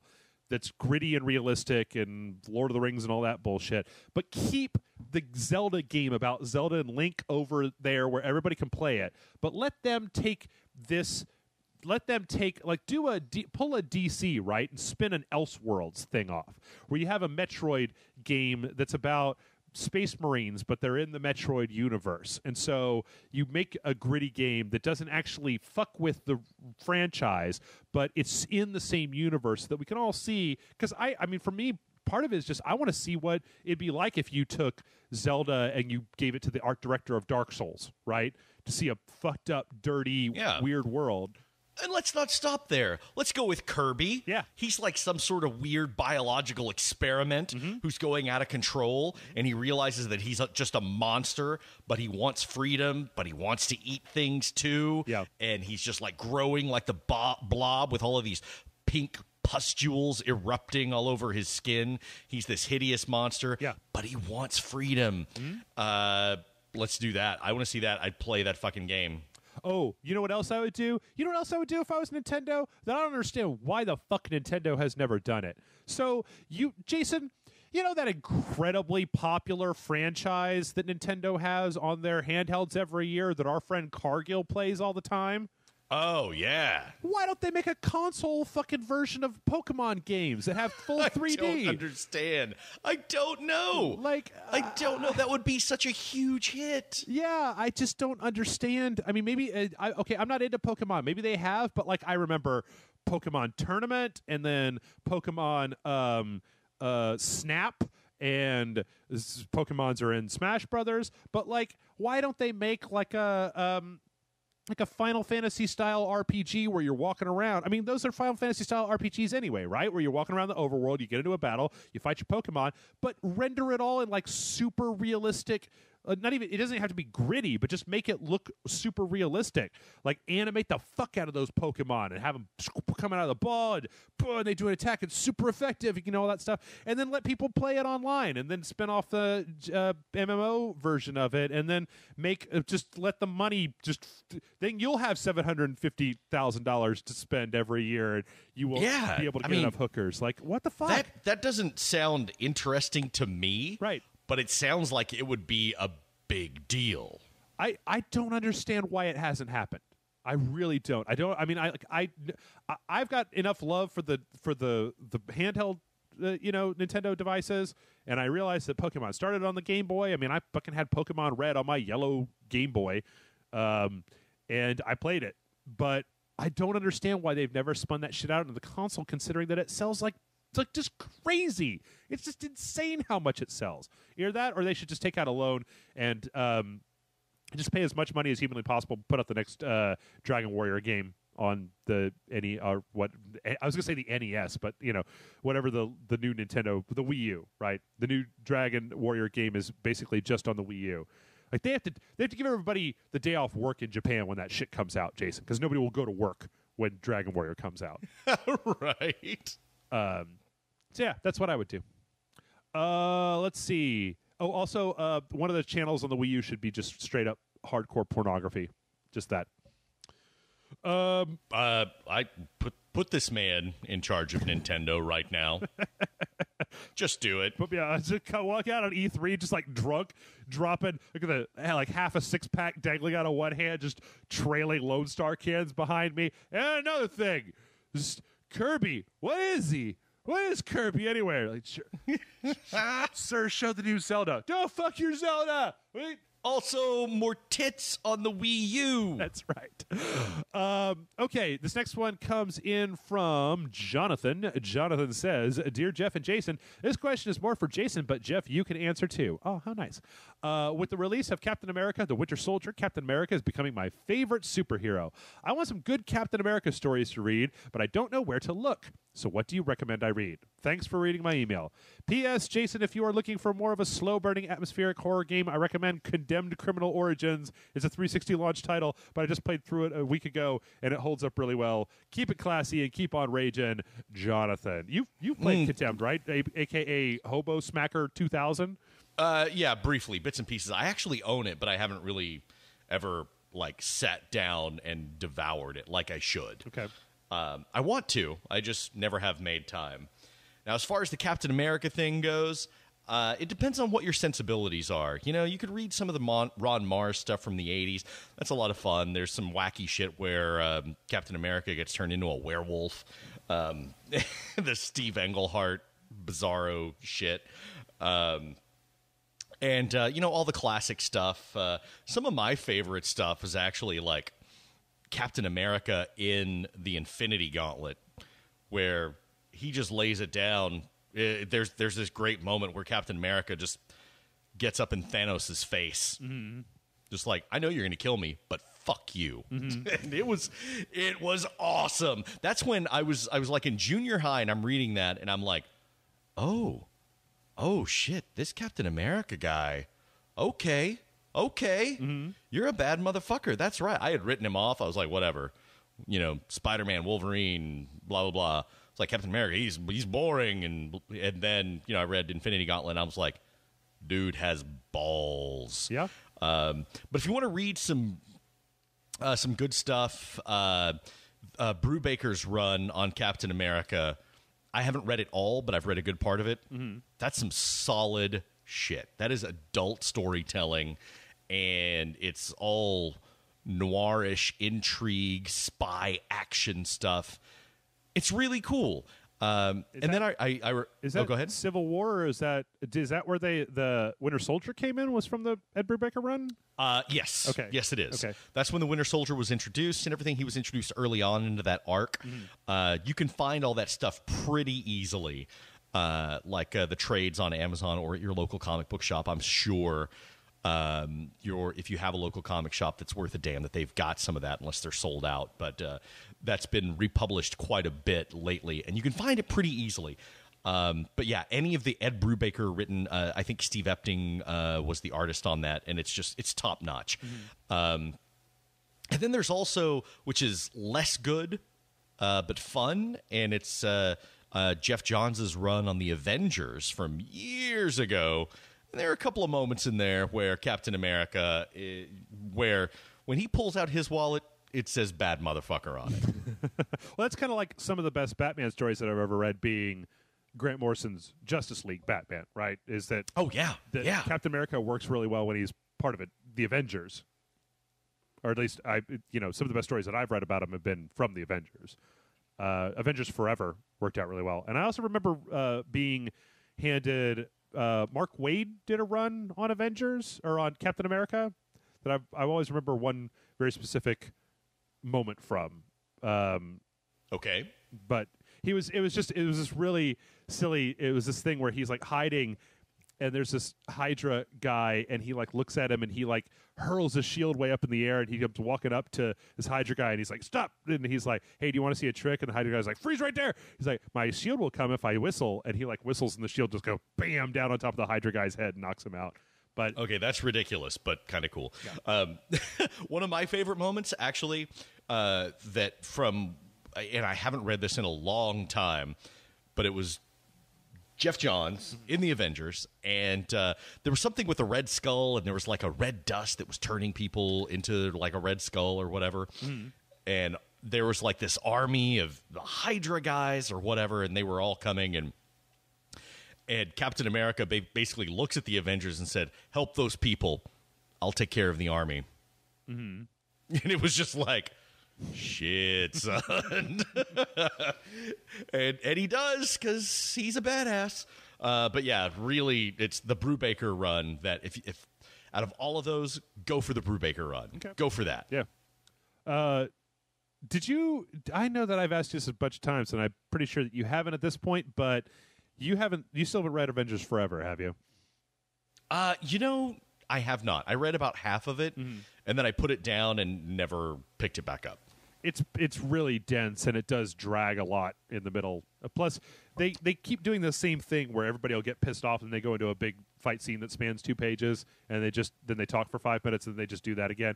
Actually, what was worse than that was the Secret Invasion was terrible about that towards the end, where there would be a fight scene, and like they kept trying to do the thing where everybody is fighting, everybody in the Marvel universe is fighting people, and then they stop, and then something happens, and then somebody says something dramatic, and now everybody's fighting again, and then they stop and then something dramatic happens. It's everybody again. Yeah. It's like, all right. Secret Invasion is not without its problems. I was at a comic book store in California, and I said to the dude, I haven't read comics in a while. Recommend something to me. And he was like, oh, Secret Invasion. And I read it, and I was like, okay, I guess it was good that I stopped. No, Secret Invasion had some good stuff. Just, overall, it had some misfires as well. Yeah, it seemed a little rushed to me. I don't know. All right.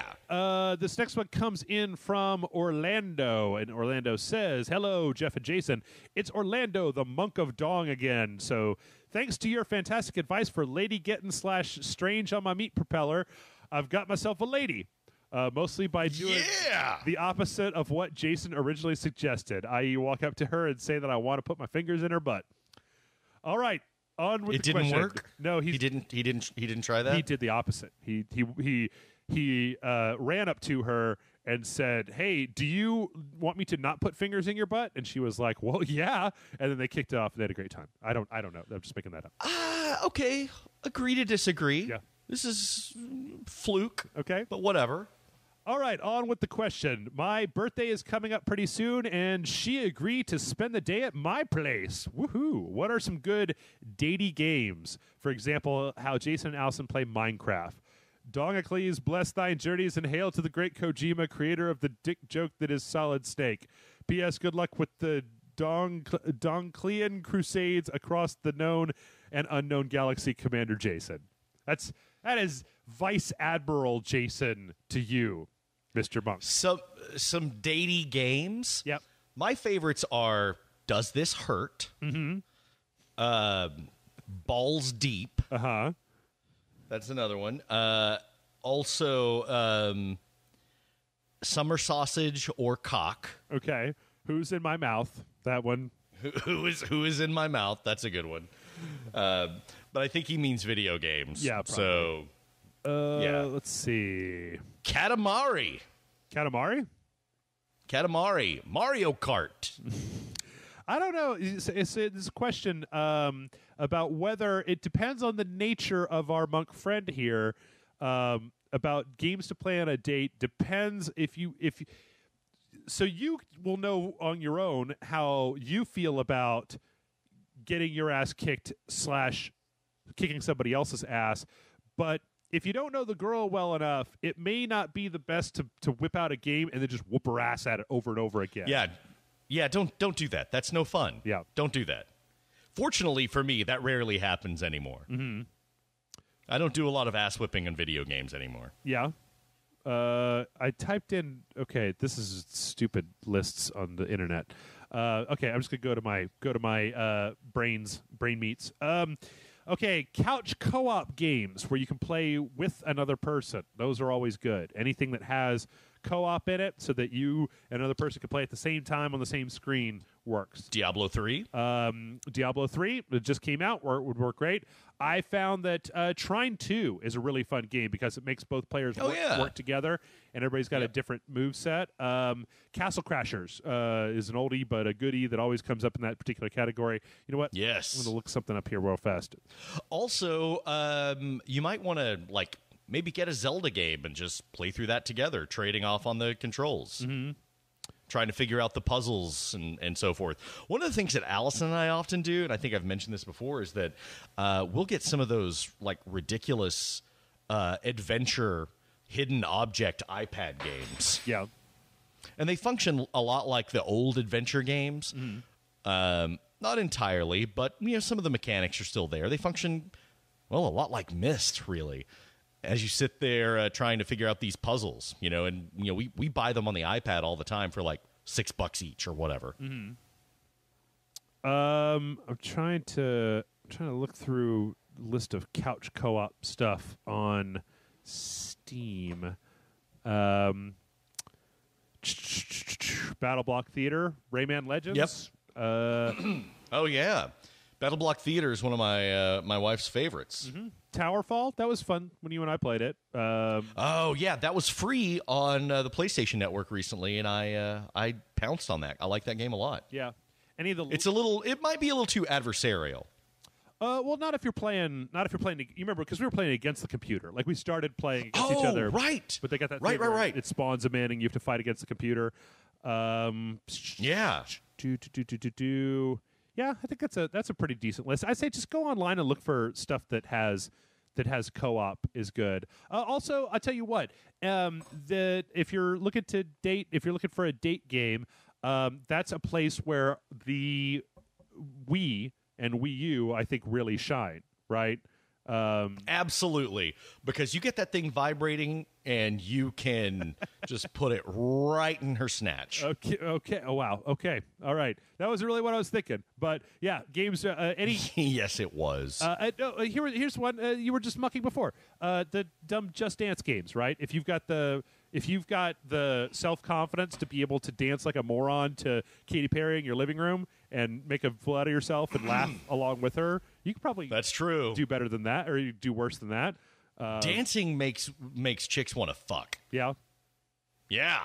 Is that why I can't do it? Damn. I think that's kind of, yeah. No, like when a woman is dancing, it doesn't even matter if a dude's there. Woman's dancing, it gets the juices going. Mm-hmm. Oh, well, I was talking to Kayla about we were talking about that I was listening to the Cracked podcast, and they talked about this a bunch of times back, where they said they've done studies out there that says that one of the best, and maybe this is something we should add in for this guy for a date, right? Is that your body is stupid, and if you get scared in the presence of another person, it'll make you think you like them, because your body is an idiot, and your body is just like, oh shit, my heart's beating real fast, and I'm tingly, and I've got my adrenaline levels up. I must really like this person over here, right? When it's just that you're scared, but your body doesn't know the difference between scared and turned on or any of that stuff. It just starts sending signals to your brain to be like, yeah, I don't know, do whatever. It sounds cool to me. So, all right, Jeff. Oh, no, go ahead. Continue. I was going to say, this is a long shot, so, don't hold me accountable if this goes wrong, but you could play a really scary game where you play and have her sit next to you on the couch, and then when it goes, boo, and then she'll be, and put her hands all up on you with the lady parts like they do. Jeff, what's one of my favorite movies? Texas Chainsaw Massacre. Uh-huh. That's your favorite movie. Let that sink in. Mm-hmm. Is it because... You know how many times I've gotten laid while putting Texas Chainsaw Massacre on in my house? No, I don't. We don't discuss these things normally at Rage Select. I have lost count. Now I'm married. I don't have to pull any sort of shenanigans. I'm just like, hey, let's go. Right. And it happens. But back in the day, I put on Chainsaw. Dude, it was like Spanish Fly. It was like giving her a sip of the brass monkey. What is the brass monkey? Is that a drink? Yeah, it's like an aphrodisiac. What is it? Right? What's in it? Like, I don't know. Ask Mike D. Monkey is no. I looked this up the other day. 1 part dark rum, 1 part vodka, 1 part orange juice. Oh, it's like a real drink? Yeah. Oh shit! I thought it was like Spanish Fly or something, or a Funky Cold Medina, some sort of something you put in a girl's drink, and then she's like, okay, let's fuck. No, it's just rum, vodka, and orange juice. That sounds disgusting. That sounds like it would get you fucked up. Yeah, it does. Jeff's onto something, though. You get a chick scared like that, it's going to increase your odds to get into her bountiful canyon. What part are you talking about with that? In the butt? In the boobs? In the vag? Yeah. All of them. But yeah, no, seriously. Texas Chainsaw Massacre, an intense film. Turn the lights down, keep it quiet. Yeah. Watch that. Dude, you could play Outlast. Like, Outlast isn't really a super scary game, but you get chased all over the place. You get that night vision and shit. Like, yeah. Turn off all the lights. Yeah. Yeah, if you're going to play games, but man, I would put on Texas Chainsaw Massacre back when I was dating. Mm-hmm. Next thing you know, we're just boning on the floor. In front of Chainsaw? Yeah, it was awesome. Leatherface? It was awesome. Did you high-five Leatherface while you were high-five the TV? I owe Leatherface a life debt, like a Wookiee life debt to Leatherface. Oh, man. All right. We got 2 more questions real fast here. This next one, you know what? I'm going to read this one beforehand because it goes with the horror theme that we had, and I feel like it may make me a little bit upset. So I'm going to say it, and then we're going to have one more to clear out the palate before we get done with the show. This one comes in from Agmaster. Agmaster says, "Raging on. Self-admission, I write off most FPSs because they do not cater to my favorite play style. While listening to last week's podcast, and Jeff sounds like he expects the game to fully understand Jeff's psychology and cater its design to that." Okay, I'm sorry. The subject line of this is PT gripes. So we're talking about the PT demo. Okay, so let's go with, while listening to last week's podcast, Jeff sounds like he expects the game to fully understand his psychology and cater its design to that. You need to quickly understand something leads you... your need to quickly understand something leads you to blow past most emotional resonance a scene or atmosphere can give you. I won't voice irritation at your rush-down playstyle for a horror game, but just like with any experience, it is best to immerse yourself into before writing it off. Agmaster. Is this do you write this when you're drunk, Agmaster? P.S. And then he says, "Are you affecting dude bro characteristics more lately?" Jason, I will ask you that question, and I'll ask the audience that question. Am I more dude bro? I've never thought of myself as dude bro, except using it as a joke to be like, dude bros would rape Jeff. Are you serious? That's kind of what I thought, but hey, that's just me. Jeff would be a dude bro's bitch in prison. I guess I've affected the dude bro as a mocking thing way more often. It's just because I think it's kind of funny, personally. But okay, Agmaster, let's get down to brass tacks here because I would like to talk about this. First off, there's no shortage of any people anytime I play a video game anywhere on any part of this entire website who are not there immediately to tell me you're playing it wrong. But I got this email, Jason, and as is my wont to do, I ended up thinking about it for like 2 days. And this is Of course you did. This is what I came up with. So you played PT demo, right? Oh, yeah. And last week we were talking about the PT demo, and I think what he's talking about is that I was saying that I wish that the demo had a little bit more direction in it to guide me towards, or at least make me understand the mechanics of what it was that I was playing instead of just plopping you down and letting you go forward and, miss a bunch of stuff. So I thought about it, and I thought about the things that I normally like out of video games. And there's two general things that will attract me to video games. One is story, and the other is game mechanics, right? That's pretty much gaming 101, right? You either big fan of story, big fan of mechanics. All right. Yeah. So PT does very little to really tie you to the story. And by that I mean the story is, at least in my opinion, and you could tell me if you think otherwise, Jason, I feel like the story is curious. You're curious about what happened here, but your character, your presence inside of the story has no real direction. Like in Silent Hill 2 starts with, what's the guy's name? Like Harry or Larry or Jerry or whatever his name is? Harry. Harry. Pretty sure it's Harry. Driving up and talking about why he has come to Silent Hill. He's come to Silent Hill for a specific purpose. So we have this character that we can empathize with because we know what he's doing and we see him as a character.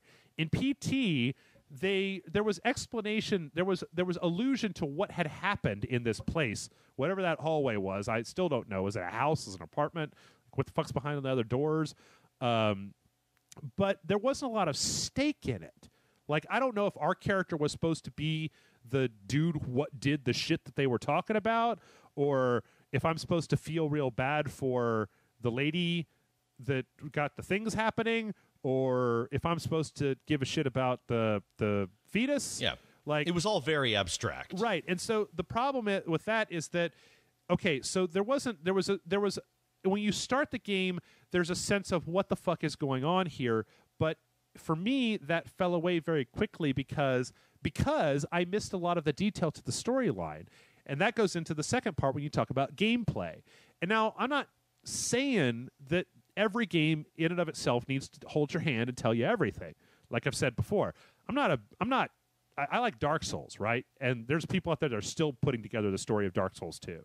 It's obtuse as fuck. But the thing about Dark Souls 2 or Dark Souls 1 is that you don't have to know the story to understand the gameplay because there's still a challenging bit of gameplay here. In the PT demo, the gameplay was looking at stuff. Like, that was it. You didn't, you were basically just zooming in on stuff. Right. And I didn't even understand, and this is maybe one of the things that gets to me about that PT demo. I did not understand that click in the R3 button was examine. It just never was that made clear. I played it for a long time before I figured that out. Right. And so if they had just told me that, if they don't even have to tell me that I have to examine stuff, but if there'd just been a thing that came up, like a piece of paper to the side of the door that said R3 examine, just something to tell me that zoom in means something. Because when I saw it, I was like, well, they're just used this to let me examine the Fox engine more closely, right? They're just using it to let me get into the nitty-gritty detail. So I didn't really understand what was going on. And like I said, there's a difference between I don't need the game to hold my hand. I don't need the game to know exactly what I'm talking about. But we've reached a level in game development where I do want a level of sophistication to at least to not let me blow past things. Like the first time I played, I didn't see the greasy burrito bag. And when I saw it, I was just like, fucking, hey, that's creepy and weird and cool, and I like it. Like, I like that a lot. But they ran me through that loop so many times that when I triggered that and it happened, I was already through the door when the greasy burrito bag started doing its thing, because I was just like, well, back in the hallway yet again. Here we go. Time number 12. So Right. I mean, I've played horror games before. I played Outlast all the way to the end. I've played Silent Hill. I've played other games. I've played all the Silent Hills, and I'm now go out of my way to find horror games. But there's a difference between expecting a game to read my mind and cater to my taste and expecting a game to have a level of usability in the way that it's designed. And that's all I care about, is I want something to connect me to the game. And in PT, I didn't really feel like there was a whole hell of a lot connecting me to the game. So anyway, I get that. Everything you said, it's from my perspective, I think a lot of those can be seen as strengths of the game. I kind of liked that they didn't give you any guidance whatsoever. I kind of liked that you didn't know that R3 was to examine. It was just, here you go, figure it out. And I think that can be part of the game itself. Figuring out how to play the game can be part of the game. Now, it can also keep you from getting invested. But again, your enjoyment of a game is completely subjective. Yeah. It didn't work for Jeff. It worked for me up until the last puzzle. I have people who say, I have friends who are saying it's brilliant. I have friends who are saying it's garbage. So, it's a subjective experience. And I know, honestly, that's a cop-out answer. Well, it really is. The other thing is that I honestly don't want to sit here. I mean, like we talked about in the last podcast, I enjoyed what I had. Right? I enjoyed what I got out of it. I just wish I'd gotten everything out of it. And I feel like, okay, so there's a point in the game where you get reset back to that concrete room at the beginning and the fucking burrito bag is in there, right? If they had just locked the door and not let you leave until you went and looked at the burrito bag for a second, that would have been, that's all I'm looking for, is something like that. I kind of like it, though, that you don't, but I do. I kind of like it that there's stuff that you could completely miss. I guess the thing is that if I didn't have a bunch of people telling me, oh, you missed so much, or like if I was just out there in a vacuum, right, and I didn't have any friends who played video games, and I just downloaded this demo, and I was like, oh, great, and I went through it, I missed a bunch of stuff, I'd have no idea to go back and mess with it further. I'd have no idea. In fact, at a certain point, I probably would have just given up, because it would have been like, you haven't even conveyed to me that there is, I don't think I would have found, unless somebody had told me that you had to find, the pieces of the picture. I probably would have just ended up turning the game off and going like, well, I guess that was it. Yeah. I guess that was all there was to it. And then a year later, I'd be at a bar or something talking to a friend, and they'd be like, did you see the trailer? There's a trailer in there? And I guess the thing is that I feel, I understand what you're saying, and I understand what he's saying, but part of this I feel like comes off a lot of times whenever I play a horror game, that people get mad at me because I'm not scaring myself enough. And that's just not what I'm going to do. And that they say to you, why weren't you more scared? You're just blowing past this stuff. You're not taking it seriously enough. And as far as I'm concerned, if that's what you're looking for, you need to watch Jason or Kayla or John or somebody who takes shit seriously play it, because I'm not going to take it seriously. And then people try to make you feel bad about it, and it makes me feel bad, and that's what I don't like about it. So, I don't know. Yeah, I mean, that's the thing here. You know, you can't really expect us, especially on, like, dojo stuff, you can't really expect us to take anything seriously. Yeah. We will try to give you an honest, thorough review of it when we do a review. But on the dojo, that's not our thing. Yeah. Yeah. I guess that what I... There are other videos out there that will give you that experience where people are giving themselves over to the game. Sure.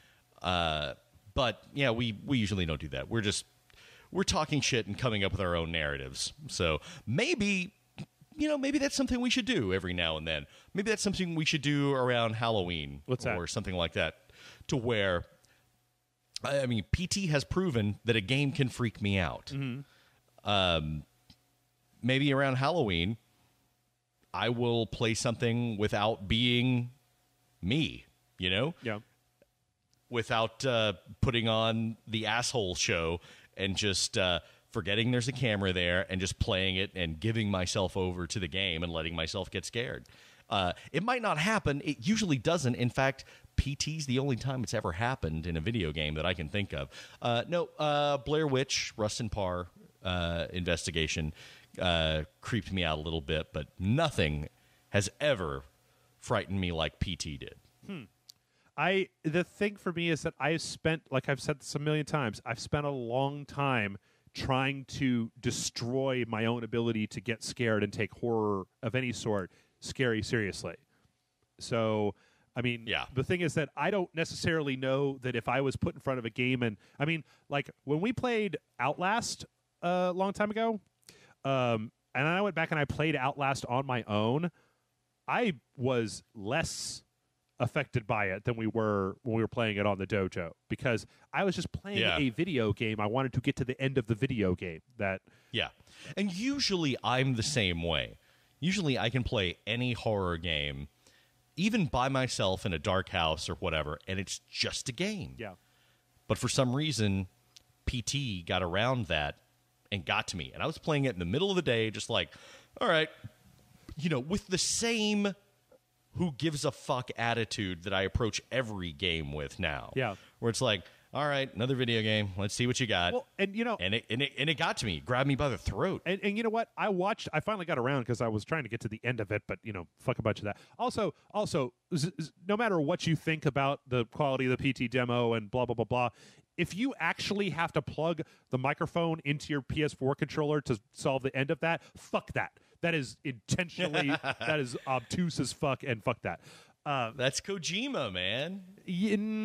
But Kojima, okay, in Metal Gear, when you have to move the controller, eventually Colonel Campbell calls you and tells you to move the controller from port 1 to port 2. Yeah. Right? Yeah. Like, if there was a guy on the radio that was like, hey, we're taking calls, I'm waiting for your call, you should get on the microphone. If there was the guy on the radio had said something that would have maybe led you to think about, I should plug in this microphone. But that's that's one of those things the internet will find that I don't know if you should expect people to be finding. But that's fair. I mean, it's that some of the puzzles in there were really obtuse, and I like to think that those are just indicative of what the trailer or the playable teaser itself was going to be like, that they're not going to put something that complex and abstract in the actual game itself. Yeah. Now, on the other hand, I don't think I've ever said this before, not when I played it or whatever, but I would like to personally say that when I did go and watch the trailer, like, I am super excited to play Silent Hills. Like, I think that it looks like a really cool game. I think the Fox engines, I think that that street scene they had with Norman Reedus looks great. I think that it looks fantastic. I like the aesthetic of the camera work and the font stuff. I think Kojima's perfect for it because he's got a real cinematic eye, and I think the Fox engine would work really well because of how gritty and kind of realistic it looks. I think the whole thing looks like fantastic, and I'm really excited for it. It's mostly just the idea of, yo, bro, wasn't the PT demo the most scary thing you've ever played in your life? And go, no. Like, well, you just don't get it. Like, oh, okay. All right. One last very quick question. Jason, hey guys, my question is, what is the biggest troll moment in a video game? My personal favorite is the fourth ending of Silent Hill 2, the dog ending, where you find that a dog. That's a pretty good one. Yeah. If you guys never seen the dog ending of Silent Hill 2, you should look it up on YouTube. It's great. I love the show. I'm going to go with. I'm sorry. Go ahead. It was a side out. He just said, "Love the show, Austin." So. Thanks, Austin. I'm going to go with Eternal Darkness. When you some of the insanity effects, where it's like, "Oh, we're deleting your game." No. Yeah, that is a troll moment par excellence. I think when you're speaking of Kojima, the biggest troll moment in a video game in my life was when Metal Gear Solid 2 turned out to not be about Solid Snake after so long and so much hype and a demo with Solid Snake, and then you get past that, and then wait, who's this guy? Because they call him at the beginning, they call him Snake. They call Raiden Snake, but he's got a different voice, but he's putting on his best David Hayter impression. And I'm just like, wait, that's not Snake, and he pulls his thing off, and I'm like, oh shit, all right, well, I wonder how long I'll have to play before this guy dies, and I get to play as Solid Snake. Oh, really? The entire game? You don't get any? Okay, and then I bought the Metal Gear Solid Substance, Metal Gear Solid 2 Substance. Like, all right, now I get to play some Solid. Oh, they're just standalone missions in the same. Okay, all right. Well, fuck you, Kojima. I'm in that camp. That's a good example. Yep. That's really good. Yep. And with that, we're going to go ahead and we're going to call this one a wrap. I managed in, the 2 hours that we've been doing this to get through one beer. I have to chug 5 more beers. And I'm going to play Five Nights at Freddy's, which should be up by the time this goes up. Oh, man, I want to play that. I've heard very mixed things, so I don't know. We'll see. But if you want to send in your questions, send them to mail@rageselect.com. Is mail@rageselect.com. Not the admin, not any of the rest of that stuff. Mail@rageselect.com. I'm going to stencil it on you people's foreheads when you send me mail other places. So, Jason, you're on your way back. Do you have any stops along the way? Space Waffle House, the restaurant, the end of the universe, anywhere in particular that you're looking forward to? Space Grand Canyon? We will see where the space waves take me, Jeff. All right.